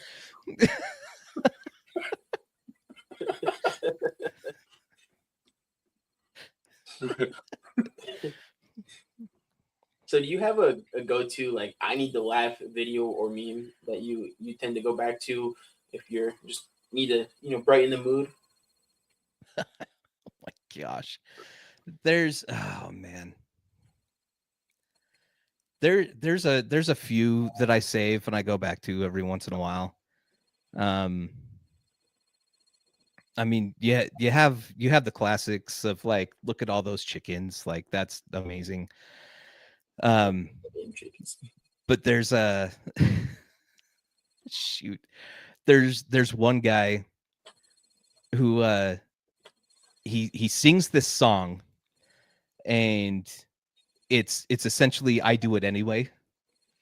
And it's this Asian dude, and he does the same dance, he does the same song, but he opens each video differently. And the one that I came across the first time was he backs into frame and he just goes, "Fuck depression." And he sings, "I do it anyway. I do it mad. I do it sad. I do it glad." And like he's just singing this song of "I Do It Anyway," but the way that it started was just "fuck depression." And so that's a go-to of mine that I just it's motivational of "I do it anyway." There you I go. like it.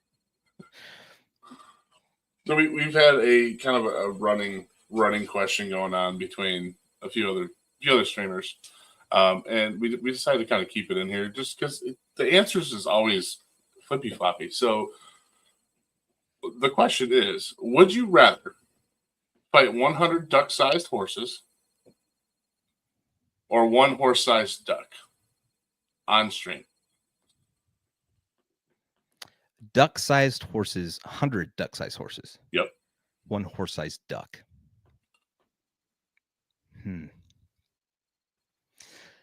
I mean, oh my gosh, I feel like you'd be able to punt those horses. But at the same time, just having one thing to fight and it's a duck. Oh, not just a duck. I mean a horse. It's a large duck. Extremely large duck. I mean, I don't know. I feel like I'd go with the. Oh man, that's a lot of freaking horses though. 100 duck-sized horses. That's a lot. And I'm just trying to think if I were able to like get up onto the. Well, crap. Hold on. Nope. We're going horses. I had the thought of like being able to climb up on the duck and like choking it out or something like that. And I'm like, nope, ducks fly. I'd fall off. So yeah, we're going the horses. We're going duck-sized horses on that. We're going with the land. that was a bad idea to climb on the duck. Actually, the topic of the duck actually being able to fly this is the first time it's actually came up in discussion. Well, yeah, that's one of the main qualities a duck has. That and waterproof. And waterproof. I mean, who's throwing water on it? You using a water gun to shoot a duck? I'm just saying that's the main property of a duck. I mean, yeah. Oh yeah. All right, seeing that, I'm like, yeah, the horses. Simple enough. I mean, we're going right back to. I mean, we were punting caterpies, now we're punting horses. Done. Simple. Jeez. Full send.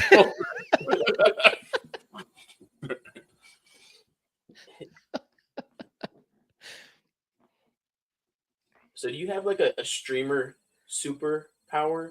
Like you never miss your jumps or your RNG is just like unreal? Do you have anything that makes you stand out? Other than your ability to play a game with socks on your feet or socks on your hands. Socks for your feet, silly. Oh my gosh. You game with socks on your feet? What? I mean, I typically wear socks on my feet when I game. So if I don't, they get cold and sweaty. So on the hands. On the hand. Jesus. I don't feel like I have like a streamer superpower because I am a massive believer in the streamer debuff. Because you have chat and you're trying to give attention to chat, you automatically receive a debuff as a streamer while you game. So you're gonna be screwing up. You're gonna be missing jumps. You're gonna be. I mean, I will say that I did in my last stream in Adventure of Link, I did have something happen that was pretty unreal, and I didn't think it was such a big deal at the time. And Jersey Hermit kind of freaked out about the RNG that I received because every 6th enemy that you defeat, they will drop something, whether it's magic or a point bag. And so the point bag will give you experience to be able to level up, but it's very rare for you to get that point bag. It's like 1 in 20 or something like that. And I was going back and forth, and these guys were spawning, going back and forth. 1 and 8. Yeah, 1 and 8. So it's like 1 and 8 for this point badger drop. And I went into a forest and I was like, I need to level up. And I had guys spawning on both sides of me, and every time they would drop something, it was a point bag. And so it was like, it was the easiest thing. And I was like, oh, this is the easiest leveling. This is so simple. And Jersey Hermit was like, how did you get that many point bags? And I was like, what do you mean? That's what they drop.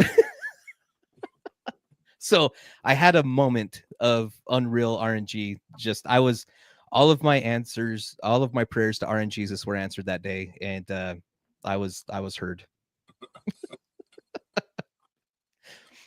Did it ever happen again? And that same No, spot? No. Didn't know if it was a spot glitch or something going on. Yeah, no, like even today, I was just like, I want to go see if that's something that happens normally. And so I went back, and it does not happen at all. So worth a check though, right? Yeah. So who would win? Oh, where do you go? Who would win in a retro game face off? You or your childhood self? I would right now, because my childhood self didn't know what the hell was going on. My childhood self was like, I play The Legend of Zelda because it's open world and I get to go anywhere I want. And so that's what I would do. But now adult me is like, I know where to go and I know how to progress the story. So yeah, done. And even Adventure of Link, the one that I'm playing right now, I would play that to be able to go to towns and jump over people. Like as people were walking through the town, I would jump over them. And that was the entire objective in my mind as a kid, was to be able to jump over people. I never went to any of the dungeons. I never went to anywhere else. I always stayed within the first 2 towns and jumped over people. How far back were you? Little me was dumb.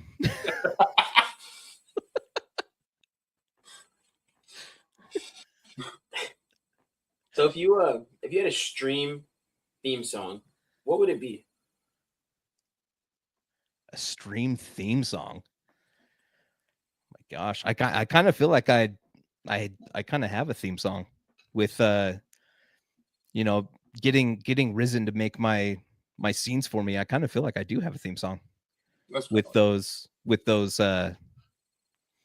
especially the Be Right Back one, because the Be Right Back, I end up playing that one a lot. Anytime there's an ad break, I'm like, I don't want people to miss on anything. And so I like to be able to hit a BRB whenever ads are rolling. So that way no one misses out, whether they're subbed or not subbed. No one misses out on anything, in case that's what they want to see. But yeah, the Be Right Back ends up being more of my theme song than anything else.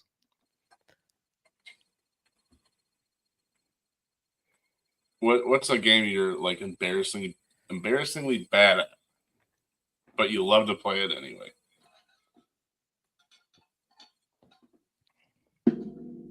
Oh man. Oh shoot. Well, I found this out recently. I did a collab with a few of my friends with Mario Kart, and I thought that I was really decent at Mario Kart, and it turns out that I'm not good at all in Mario Kart. I think I lost every round. I think I may have won one round, and it was a fluke. So but you love it. But I love it. I love playing Mario Kart. It was so much fun. I don't care if I take last place. That's one thing that my wife admires about me, is that I don't get extremely competitive with games. I just have fun with it. Even if I lose, I love to be able to celebrate the person who wins. So I wish I had that. I do get a little bit competitive. Yeah.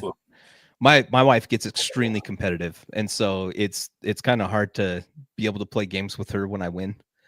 And so that's something that we're both kind of learning is for her how to lose and for me how to win with her attitude towards losing. Have you ever not won on purpose to Yes. avoid these sort of okay?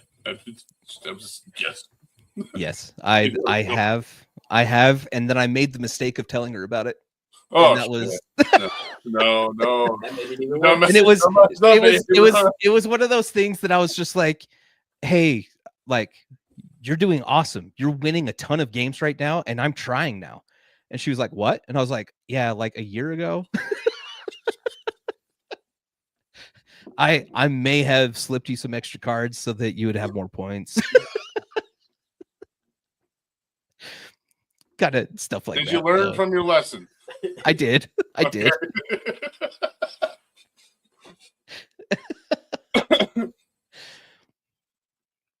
And I don't think we had a chance to ask. I just want to make sure we're looking good on time. Yep. Yeah. Okay. All right. So if you got to pick a sidekick for a co-op game, any character from any universe, who you got? Shoot. Man, any character from any universe, and I'd be able to have them as a sidekick. Your game companion. My game companion in anything that I did. Shoot. Man, I gotta go with Ninetales. Not gonna lie, I'm going back to the Ninetales on that. I would freaking love to have a Ninetales. So give me that Pokemon.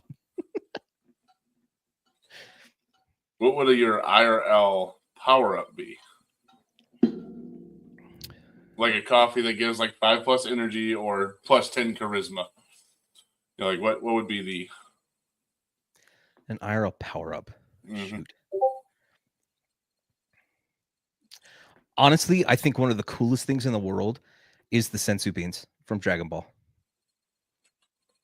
Like being able to have a sensu bean to be able to just bring yourself back to full health, like no more injuries, no more anything like that. To have the sensu beans from Dragon Ball Z, I would love to be able to have that as an IRL power up kind of thing. Actually, now that you say that, I'm down with that too. Could you imagine like drinking super heavy the next day? You got a hangover, massive headache, massive, just super groggy, and you pop a sensu bean. Done. Sleeping on a futon at your buddy's house one night, and then the next morning, sensu bean. Yeah. I'm just saying that would have helped a lot today.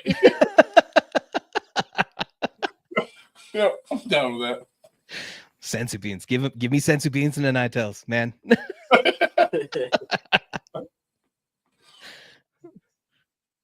All right, so this is the part of the podcast where we actually bring our producer on to ask you a couple questions.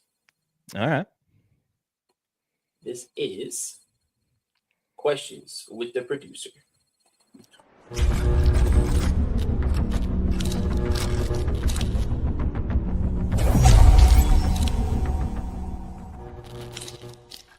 I'm a big boy today. What's going on? I'm a big boy today too. I am. How you doing? I'm doing right. How are you doing, Fire? Good. All right. So I'm gonna ask some random questions. What is a weird food combo that you swear by most people, but most people would judge you for? Shoot. Huh.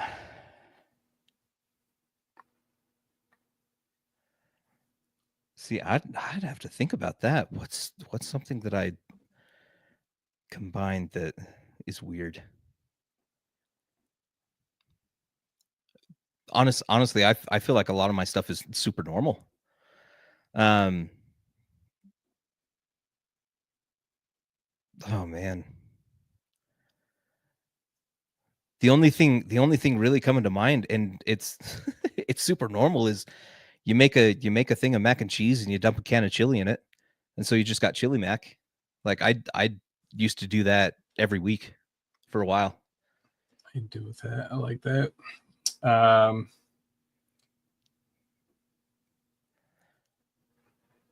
What is one thing that you think everyone should try at least once? One thing that everyone should try at least once. Oh my gosh, that is, man, these are rough questions now. Shoot. A little deep. a little deeper, yeah. I don't know. I feel like something that everyone should try at least once is something that scares them the most.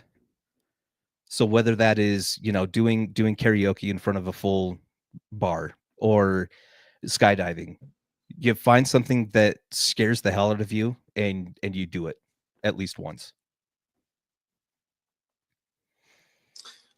Yeah, I would say that would be a good thing to do. 1 second here.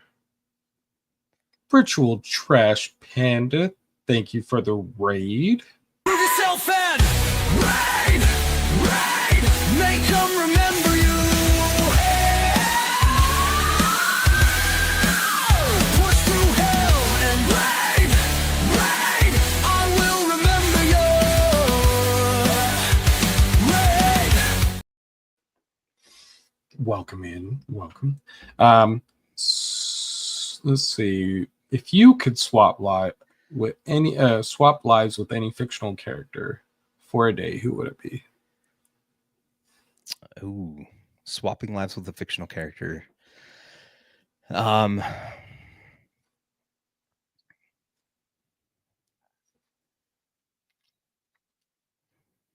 that one, shoot.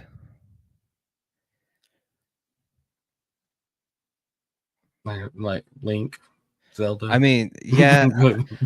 You could go that way, or I mean, I could stick with the whole Ninetales thing and be like, you know what, switch me out with Ash. There you go. Freaking get that. That's how I get my Ninetales quicker. All right, my last 2 questions, because I am from Salt Lake City. Nice. I grew up there. I left when I was 18. I moved to Virginia. But nice.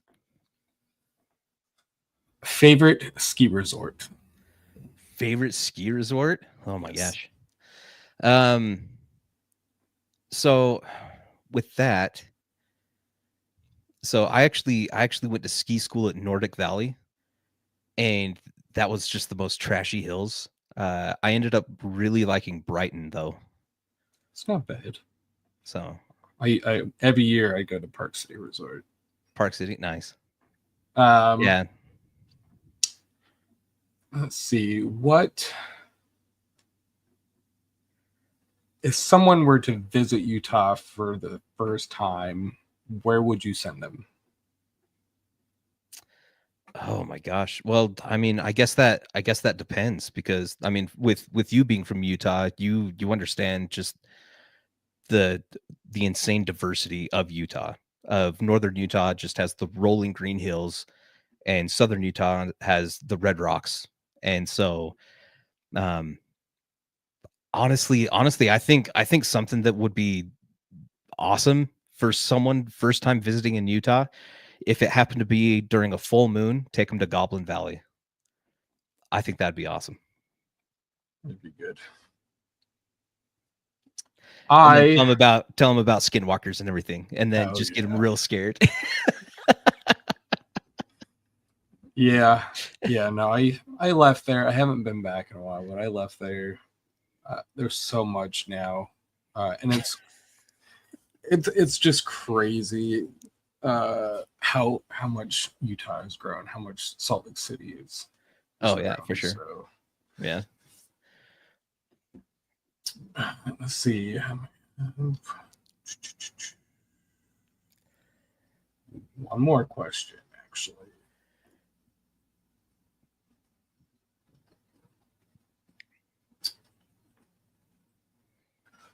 What is the most spontaneous thing that you've ever done in your life? Oh man, the most spontaneous thing I've ever done. Um,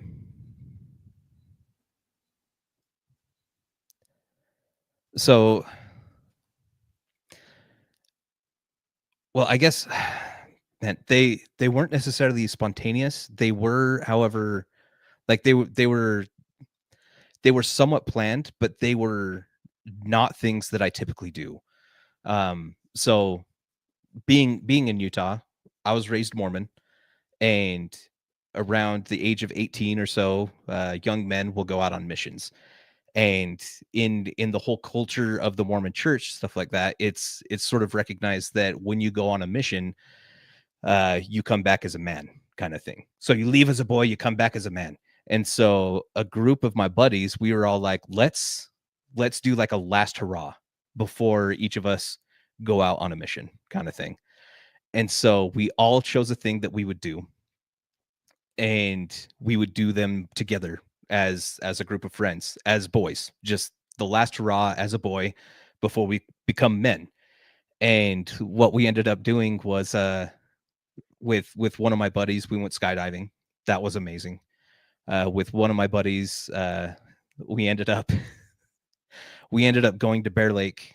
My family had a timeshare up at Bear Lake, and so we decided that we would go up and spend the weekend up there. And in order to have snacks and stuff like that ready to go, we decided to go to the Frito-Lay factory and go dumpster diving. So we went dumpster diving for like chips and cookies and stuff like that. And that was pretty spontaneous, actually, because I was not expecting my buddy to be like, hey, I know the perfect place to get like chips and cookies. And I was like, yeah, let's go. And so we ended up going to the Frito-Lay factory and went dumpster diving for chips and cookies. So, but yeah, that was those were good times though. Bunch of my buddies, we went and got illegal fireworks and lit them off and then ran. Like, I feel good times. Like that was the thing to do. So. All right, I'm gonna give you back over to them. I'm going back to my cave. All right. Appreciate it.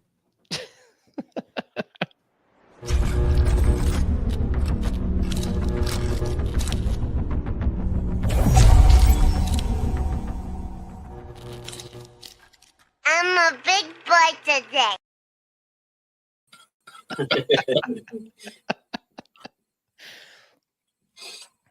All right, you stay up there in your attic for now, all right? Actually, I learned something today. Didn't know Frito-Lay made cookies. They make like the grandma's cookies. I did not know that until just now. But yeah. The more you know. Oh my gosh. So back in the roll of things. Who has been your biggest supporter in your content journey? The biggest supporter, oh my gosh. It's, oh my goodness. There've been quite a few people who have been massive supporters. And you know, I like to look at my mods towards that. Jersey Hermit, one of my mods, Malibu Angel, one of my mods, ADHD Barbie. She's been a freaking absolute gem to have around, and they've been some of the most massive supporters. I mean, Risen's been a huge support as well. Someone who shows up all the time. Rolls Royce, he shows up all the time. Metallica is there all the time. Doe is he taps me up all the time, and so it's really cool to be able to see these people that pop in and hang out. Even people who don't stream. I have one viewer, Jasmine. She's in just about all of my streams, and has been a massive support ever since she was rated into me from another stream. And so it's really cool to be able to see that.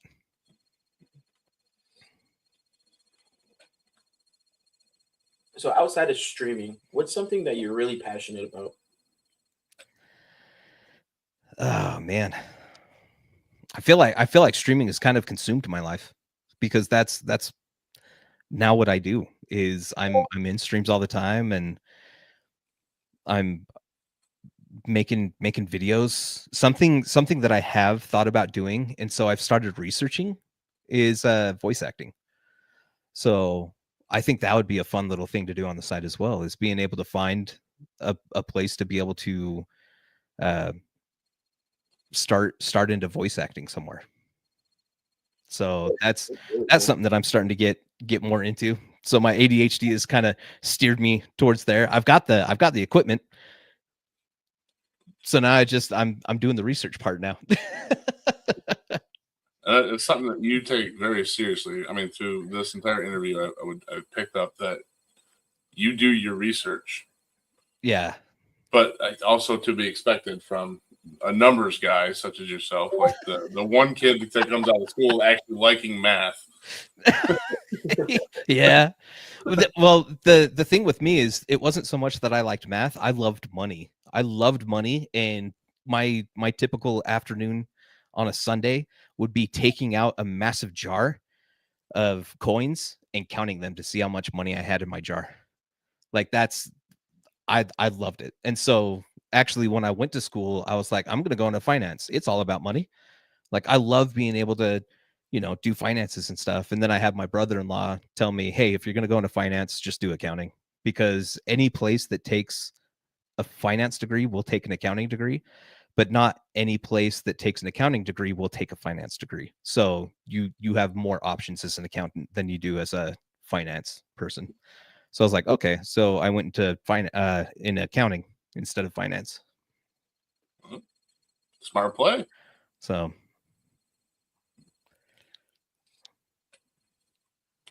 what's one lesson you learned the hard way, either on or off stream? A lesson I learned the hard way. Shoot.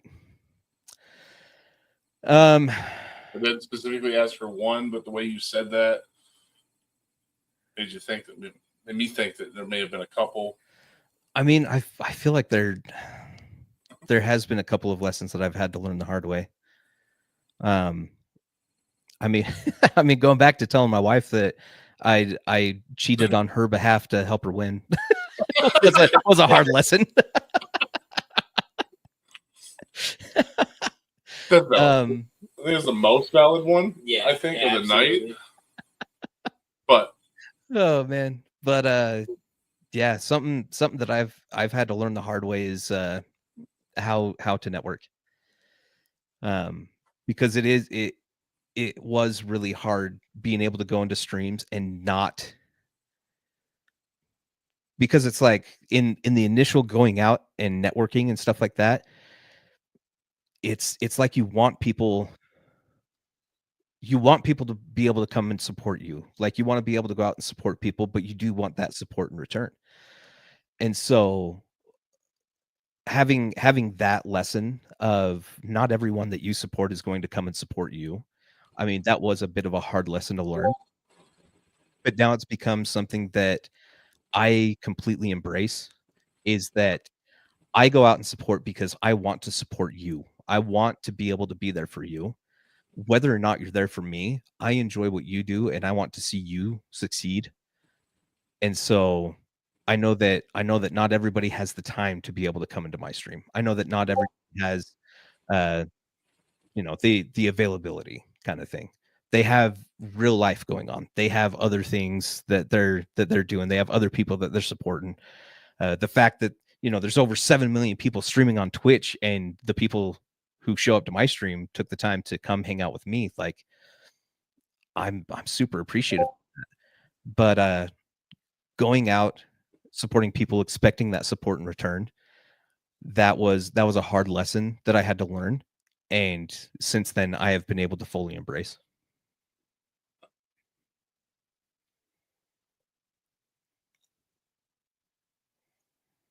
So, what's a non-gaming hobby you think everyone should try at least one time? A non-gaming hobby to try one time.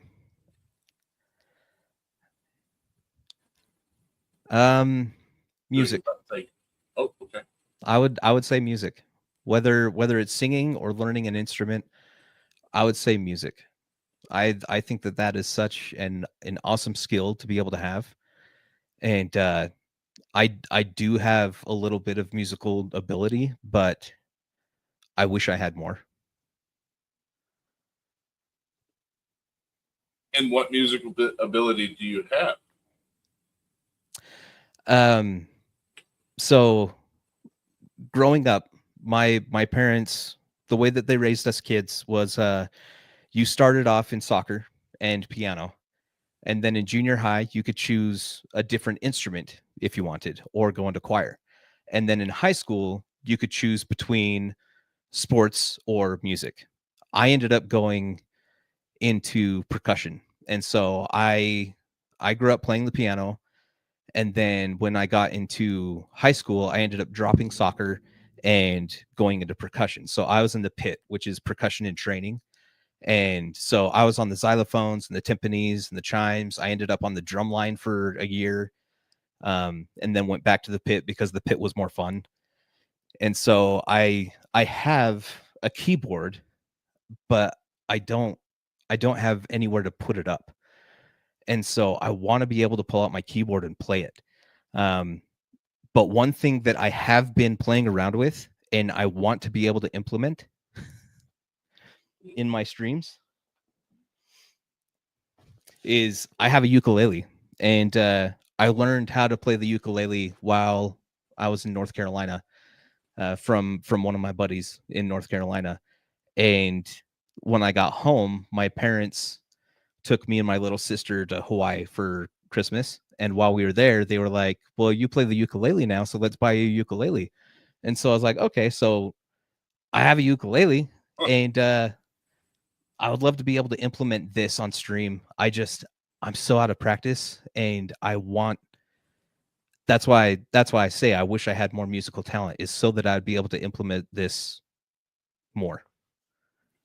So I get that. That would be amazing. It would be. And honestly, I think it'd be fun. Even being out of practice, some people might like to watch the process of you kind of getting back into the flow of things. I mean, yeah, maybe I just start off my just chatting in just me kind of plucking around on the ukulele for a little bit as people are coming in, and then we jump into the game. Maybe that's probably a good idea. So, yeah. I mean, you gotta force yourself to get into those situations anyway. I mean, I think that's true. That's true. A really good idea. I'm for it. So how do you recharge when you're feeling drained or overwhelmed, or I guess, how dare I say it, burnt out?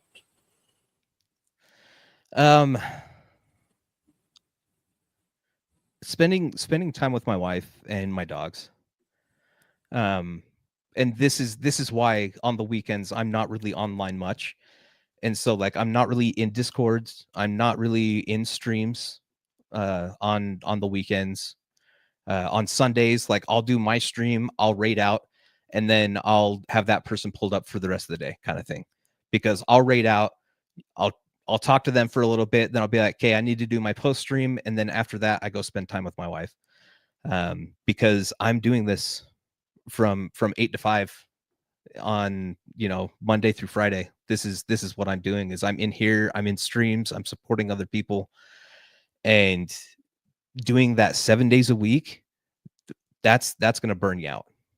And so that's why I take my weekends to be able to recharge. Smart play. So what's something people might be surprised to learn about you? My name is not the gem. My name comes from the pip on playing cards. So I grew up, my group of buddies, when we were all in junior high, had this group of buddies. We were all good friends, and when we got to high school, that summer between junior high and high school, we kind of parted ways and didn't talk to each other the entire summer. And when we got back from that summer and we started talking to each other again, one of our friends started to learn how to do magic tricks. And so the other three of us, so it was the group of us 4, and we all started to learn how to do magic tricks. And we started to actually get to the point where we were doing street magic, and we were starting to be paid to go out and do magic at events. And we were doing table hopping magic at restaurants, and we were doing like we went out and we played with the idea of recording ourselves doing street magic, and set a goal for ourselves actually for the for high school, to be able to leave high school being known but not knowing many people. And we achieved it by being the weird kids who would stay after school and do street magic for people as they were going home. And so we were approached by people of just like, yeah, these are the guys that do magic, and here, sign my yearbook and stuff like that. And it was like, I have no idea who you are. Awesome. And then it's like you go back and watch the tapes, and it's like, oh yeah, we did this trick for this dude. Like, I remember this dude's reaction. And so, but after high school, I ended up having this girlfriend who actually got between all of us, and ended up ripping apart our entire group. And during the time that we were all together, we called ourselves Phobia Magic. And we spelled it FAUXBIA. So it was like a false fear, So we were Phobia Magic, and we all took a pip that represented us. And so my buddy who started us out, he was he was the spades. And then I had a buddy who was the hearts, and then another who was the clubs, and I was the diamond. And this summer, or after high school, this girl ripped us all apart, and all of us stopped talking to each other. And I was super upset, and I was really frustrated with what was going on. And I had a deck of cards on me, and I had a Sharpie on me, because those are the must-haves for any magician, is to have a deck of cards and a Sharpie, so that people can sign their cards and you can do the magic trick, And I was sitting there, and I had the diamonds out. This is so like teen drama-esque. So I had my deck of cards out, and I was just feeling bummed out, and I had my Sharpie, and I started coloring in the diamonds, and I was just like, I'm no longer the diamond. I am now Black Diamond. That is who I am now. And I actually went by that for a while as my stage name, because I continued to do magic and was paid to do magic shows at different places. And I was Black Diamond. And I was actually at the place that I was working at the time. It was a parts department for an RV store, and they sold RVs, and then I was in the parts department. And one of the managers would come back, and he would introduce the new customers to me, and I would take them on a walkthrough of the parts department and get them the necessary stuff you need for any starting kit with your RV. And so he'd bring them back, and he'd be like, here at Camping World, because that's where I was Camping World. He was like, here at Camping World, we have the 3 truths. We believe in Jesus, in Santa, and Black Diamond. It was just ridiculous, but I freaking loved it. And so freaking this dude, that's how he would introduce me to the people, and he'd be like, yeah, Black Diamond, he does magic. And I'm like, my name's Bart, I'll walk you through the parts. But ended up it was like a year or two later, ended up getting back together with my friends, and we all forgave each other for what the freaking girl did to us.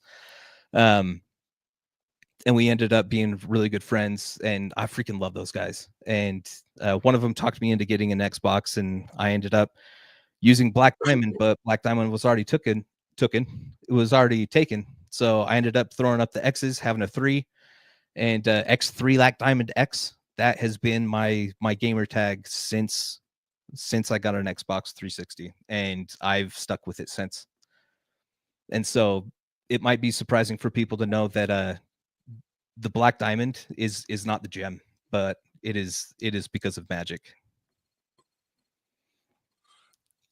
That's fantastic. Yeah, that's awesome. So who are 3 streamers or creators that you look up to?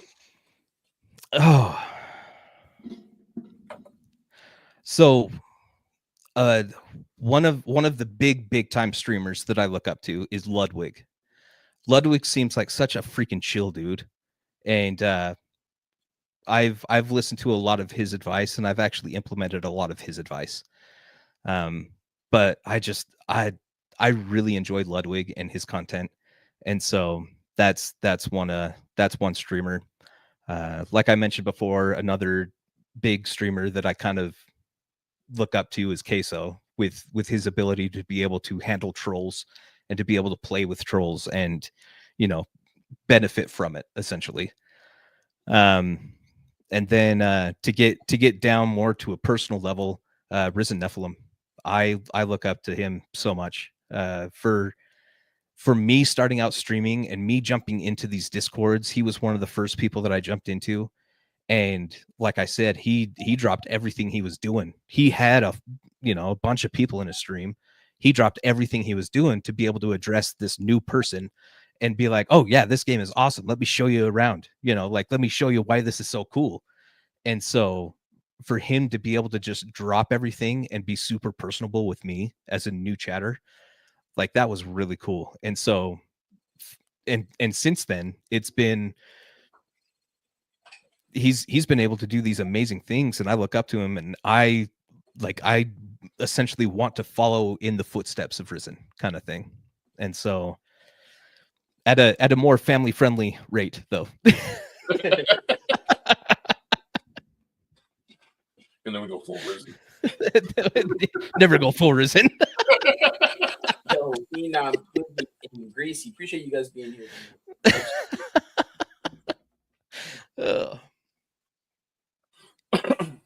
I would say this is kind of at the point where we're getting to the if chat, you lovely community that you are, have any questions specifically, for Black Diamond, let's start cooking them up, and we'll get to them very, very shortly.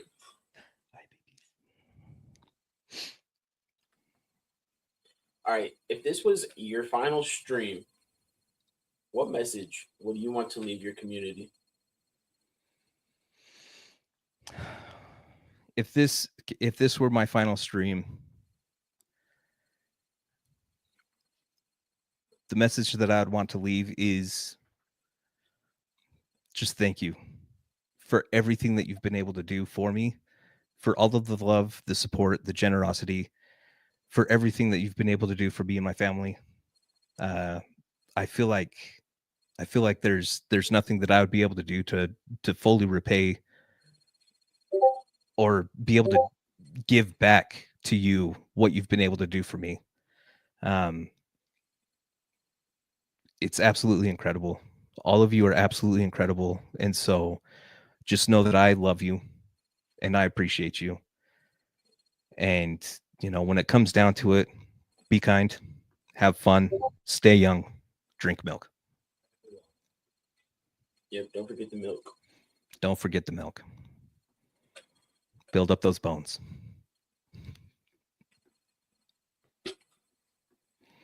I forgot the milk. I gotta go back to the milk. Forgot the shoot. I think the stay young thing too, I'm missing out on. I can't stop that. No, I'm joking. Yeah, that's one thing that my wife says to me that she really admires about me, is just how young I stay. Is because I'm just she's very business and very like she's the adult in the house. So she wants to make sure that things are done, that things are good to go. Like we're always moving, we're always progressing. And I'm back here and I'm just like, but let's make a fort. let's watch a cartoon. and so it's like, she's like, okay, so she definitely helps me stay responsible. And I kind of rein her in and bring back the childhood side and make sure that things are fun. So being able to have fun and stay young, those are big things. Sounds like you guys are a W match too, by the way. We are. So Juicy wants to know, What is your favorite go-to snack after stream? Always with the food. for with the it. for the oh my gosh. Oh man, I have this unhealthy obsession with pickles right now. So like I've had big old jars of pickles down in the fridge. And so after stream, I will raid out. I will talk to the person who I raid out to for a little bit, and then I'll tell them, okay, I need to go take care of some post stream. And my post stream is I take my dogs outside, and while they are outside, I will pull out the pickle jar and start eating pickles. All right, now are we talking about like the massive pickles? Oh yeah, like the big old Vlasic. Oh yeah. Yeah. The jar that doesn't fit anywhere in your fridge. Yeah, like you have to lay it down sideways and push it in. That's the one. W's.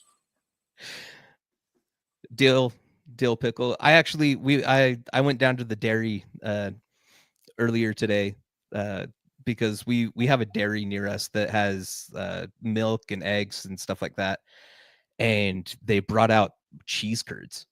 And so they had a big old basket of cheese curds, and they had dill pickle cheese curds. So I was like, I can't pass those up. So I got a bag of dill pickle cheese curds, and I've been snacking on those today. It's good. They're good.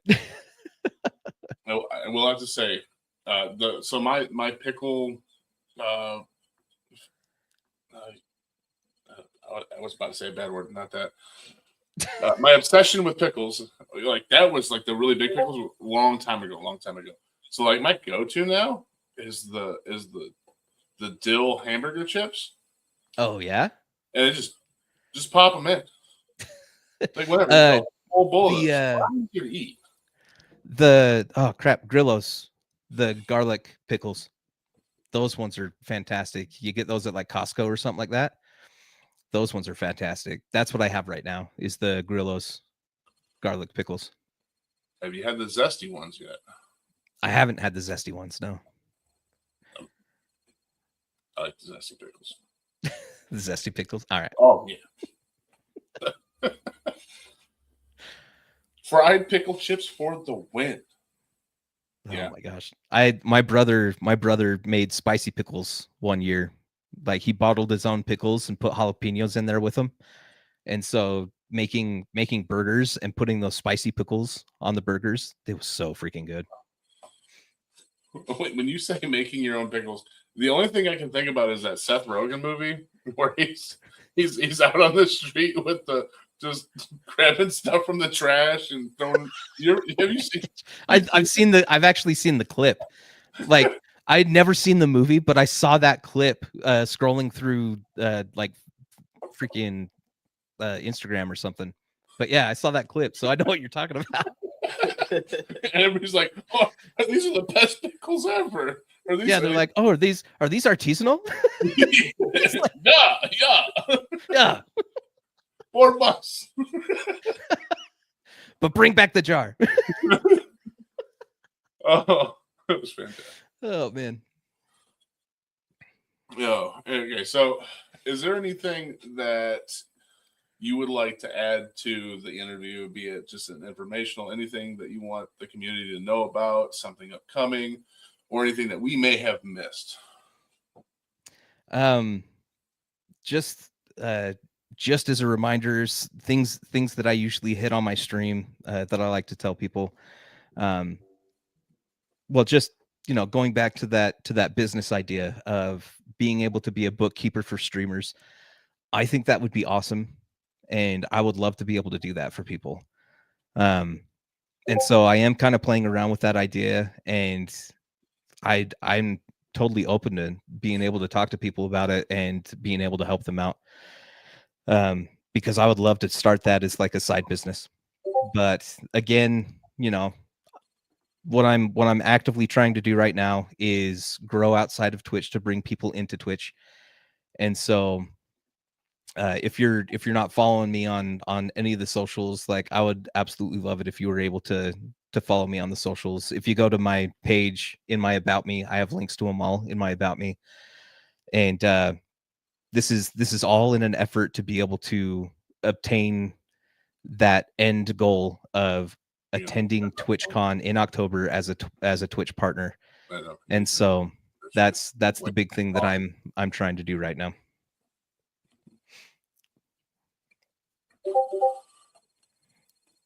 He's working on getting the link up there just one more time for anybody who's maybe just now paying attention, or go hit. Wake up! Make sure you drop in Black Diamond a follow, or what'd you say it was? It was x3lackDiamond. x3lackDiamondx. X3, yeah. You said it just so like pure. Black Diamond. Yeah, but it's the same on every platform. So if you look up x3lackDiamondx on YouTube, on Instagram, on TikTok, that you'll be able to find me there. And so, but yeah, all in an effort to be able to hit that end goal, TwitchCon as a partner. That would be absolutely fantastic. Do you have any questions for us, good sir? Questions for you guys. Shoot.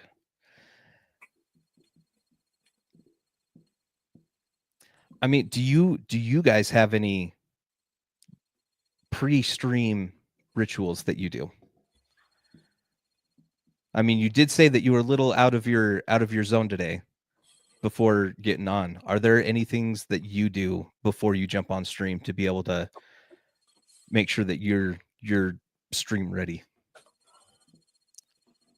In different settings. So like when I'm doing the daytime stream with Bourbon Mountain, I check my stream and all of its components 15 different times to make sure everything's working, which usually turns out not to be working when I go live. And so like, but yeah, I'm an overanalyzer, and I check everything way too often. As part of the nighttime stream, I usually just show up late. Nice. I'm usually there at least half hour early and we're just waiting. Nice. But now I will have to say I'm going to add this shake method thing I learned today from a pretty cool dude, right? I'm going to give the shake thing a try. Hell yeah. Yeah. Shake it. Jostle that energy and wipe it off. I'm also doing this. And when you say out of the element, I'm actually in a house right now doing the stream. I'm usually in my shop with a concrete floor that's like 20 degrees. But I'm digging this shoeless, sockless, like grounding kind of thing. I'm digging this. Oh yeah, yeah. I mean that's the way you got to do streams. Is you got to do sweats and socks. You just. We're also sitting at a kitchen island because.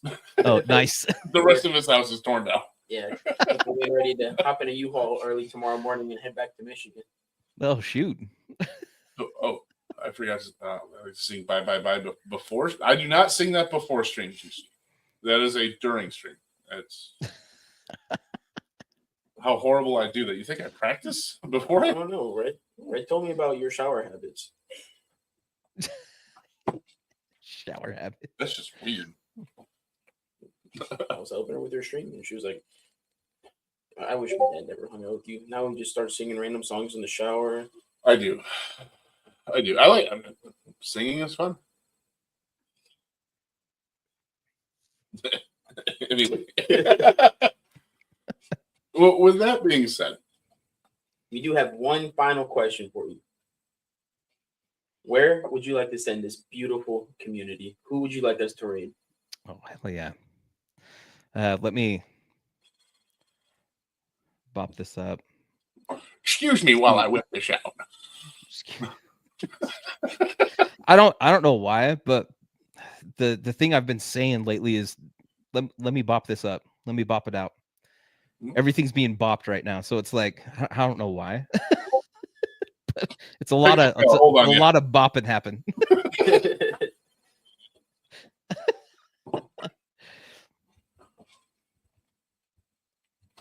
Damn it! Oh. Now I'm gonna start singing. Dang it! Yep. Dang it! There's a lot of freaking awesome people online right now. That's usually the trouble. That usually is. That's usually the hardest part about being able to find someone to raid is you pull it up and you're like, well, crap. There's like 20 people online that I want to raid right now. And then you have to pick one. It's like, well, shoot. So, actually, you know what? Freaking someone who's kind of going for same goals that I'm going for. I think we should raid her. There we go. So let's raid out to Medusa. All right.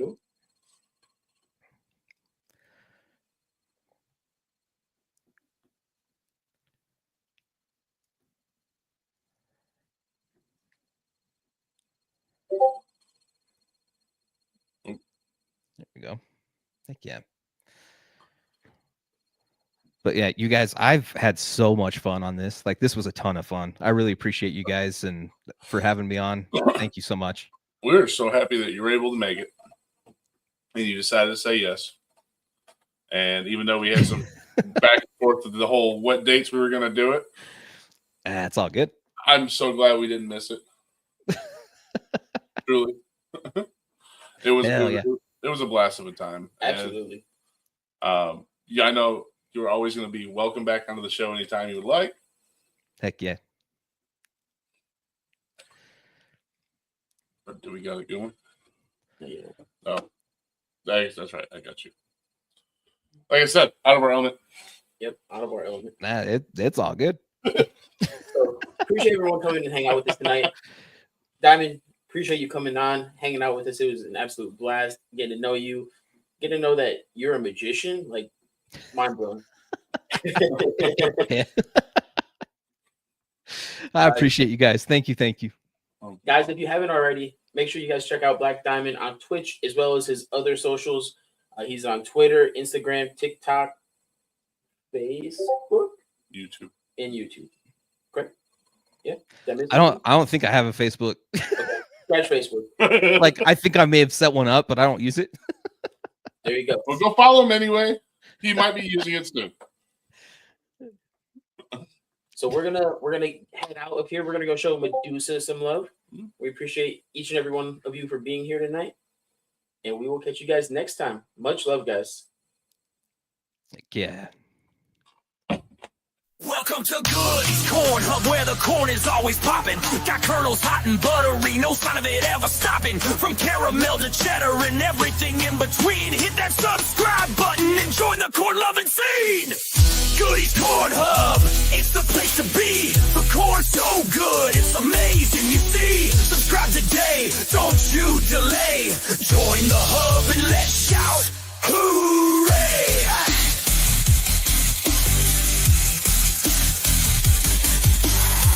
Popcorn reviews and recipes too. Second on goodness, we got the crew. Exclusive vids that'll make you smile. Subscribe to Corn Hub, stay a while. Stay a while. Stay a while. Stay a while. Stay a while. Stay a while. Butter or sweet, what's your delight? Goodies got the flavors that are out of sight.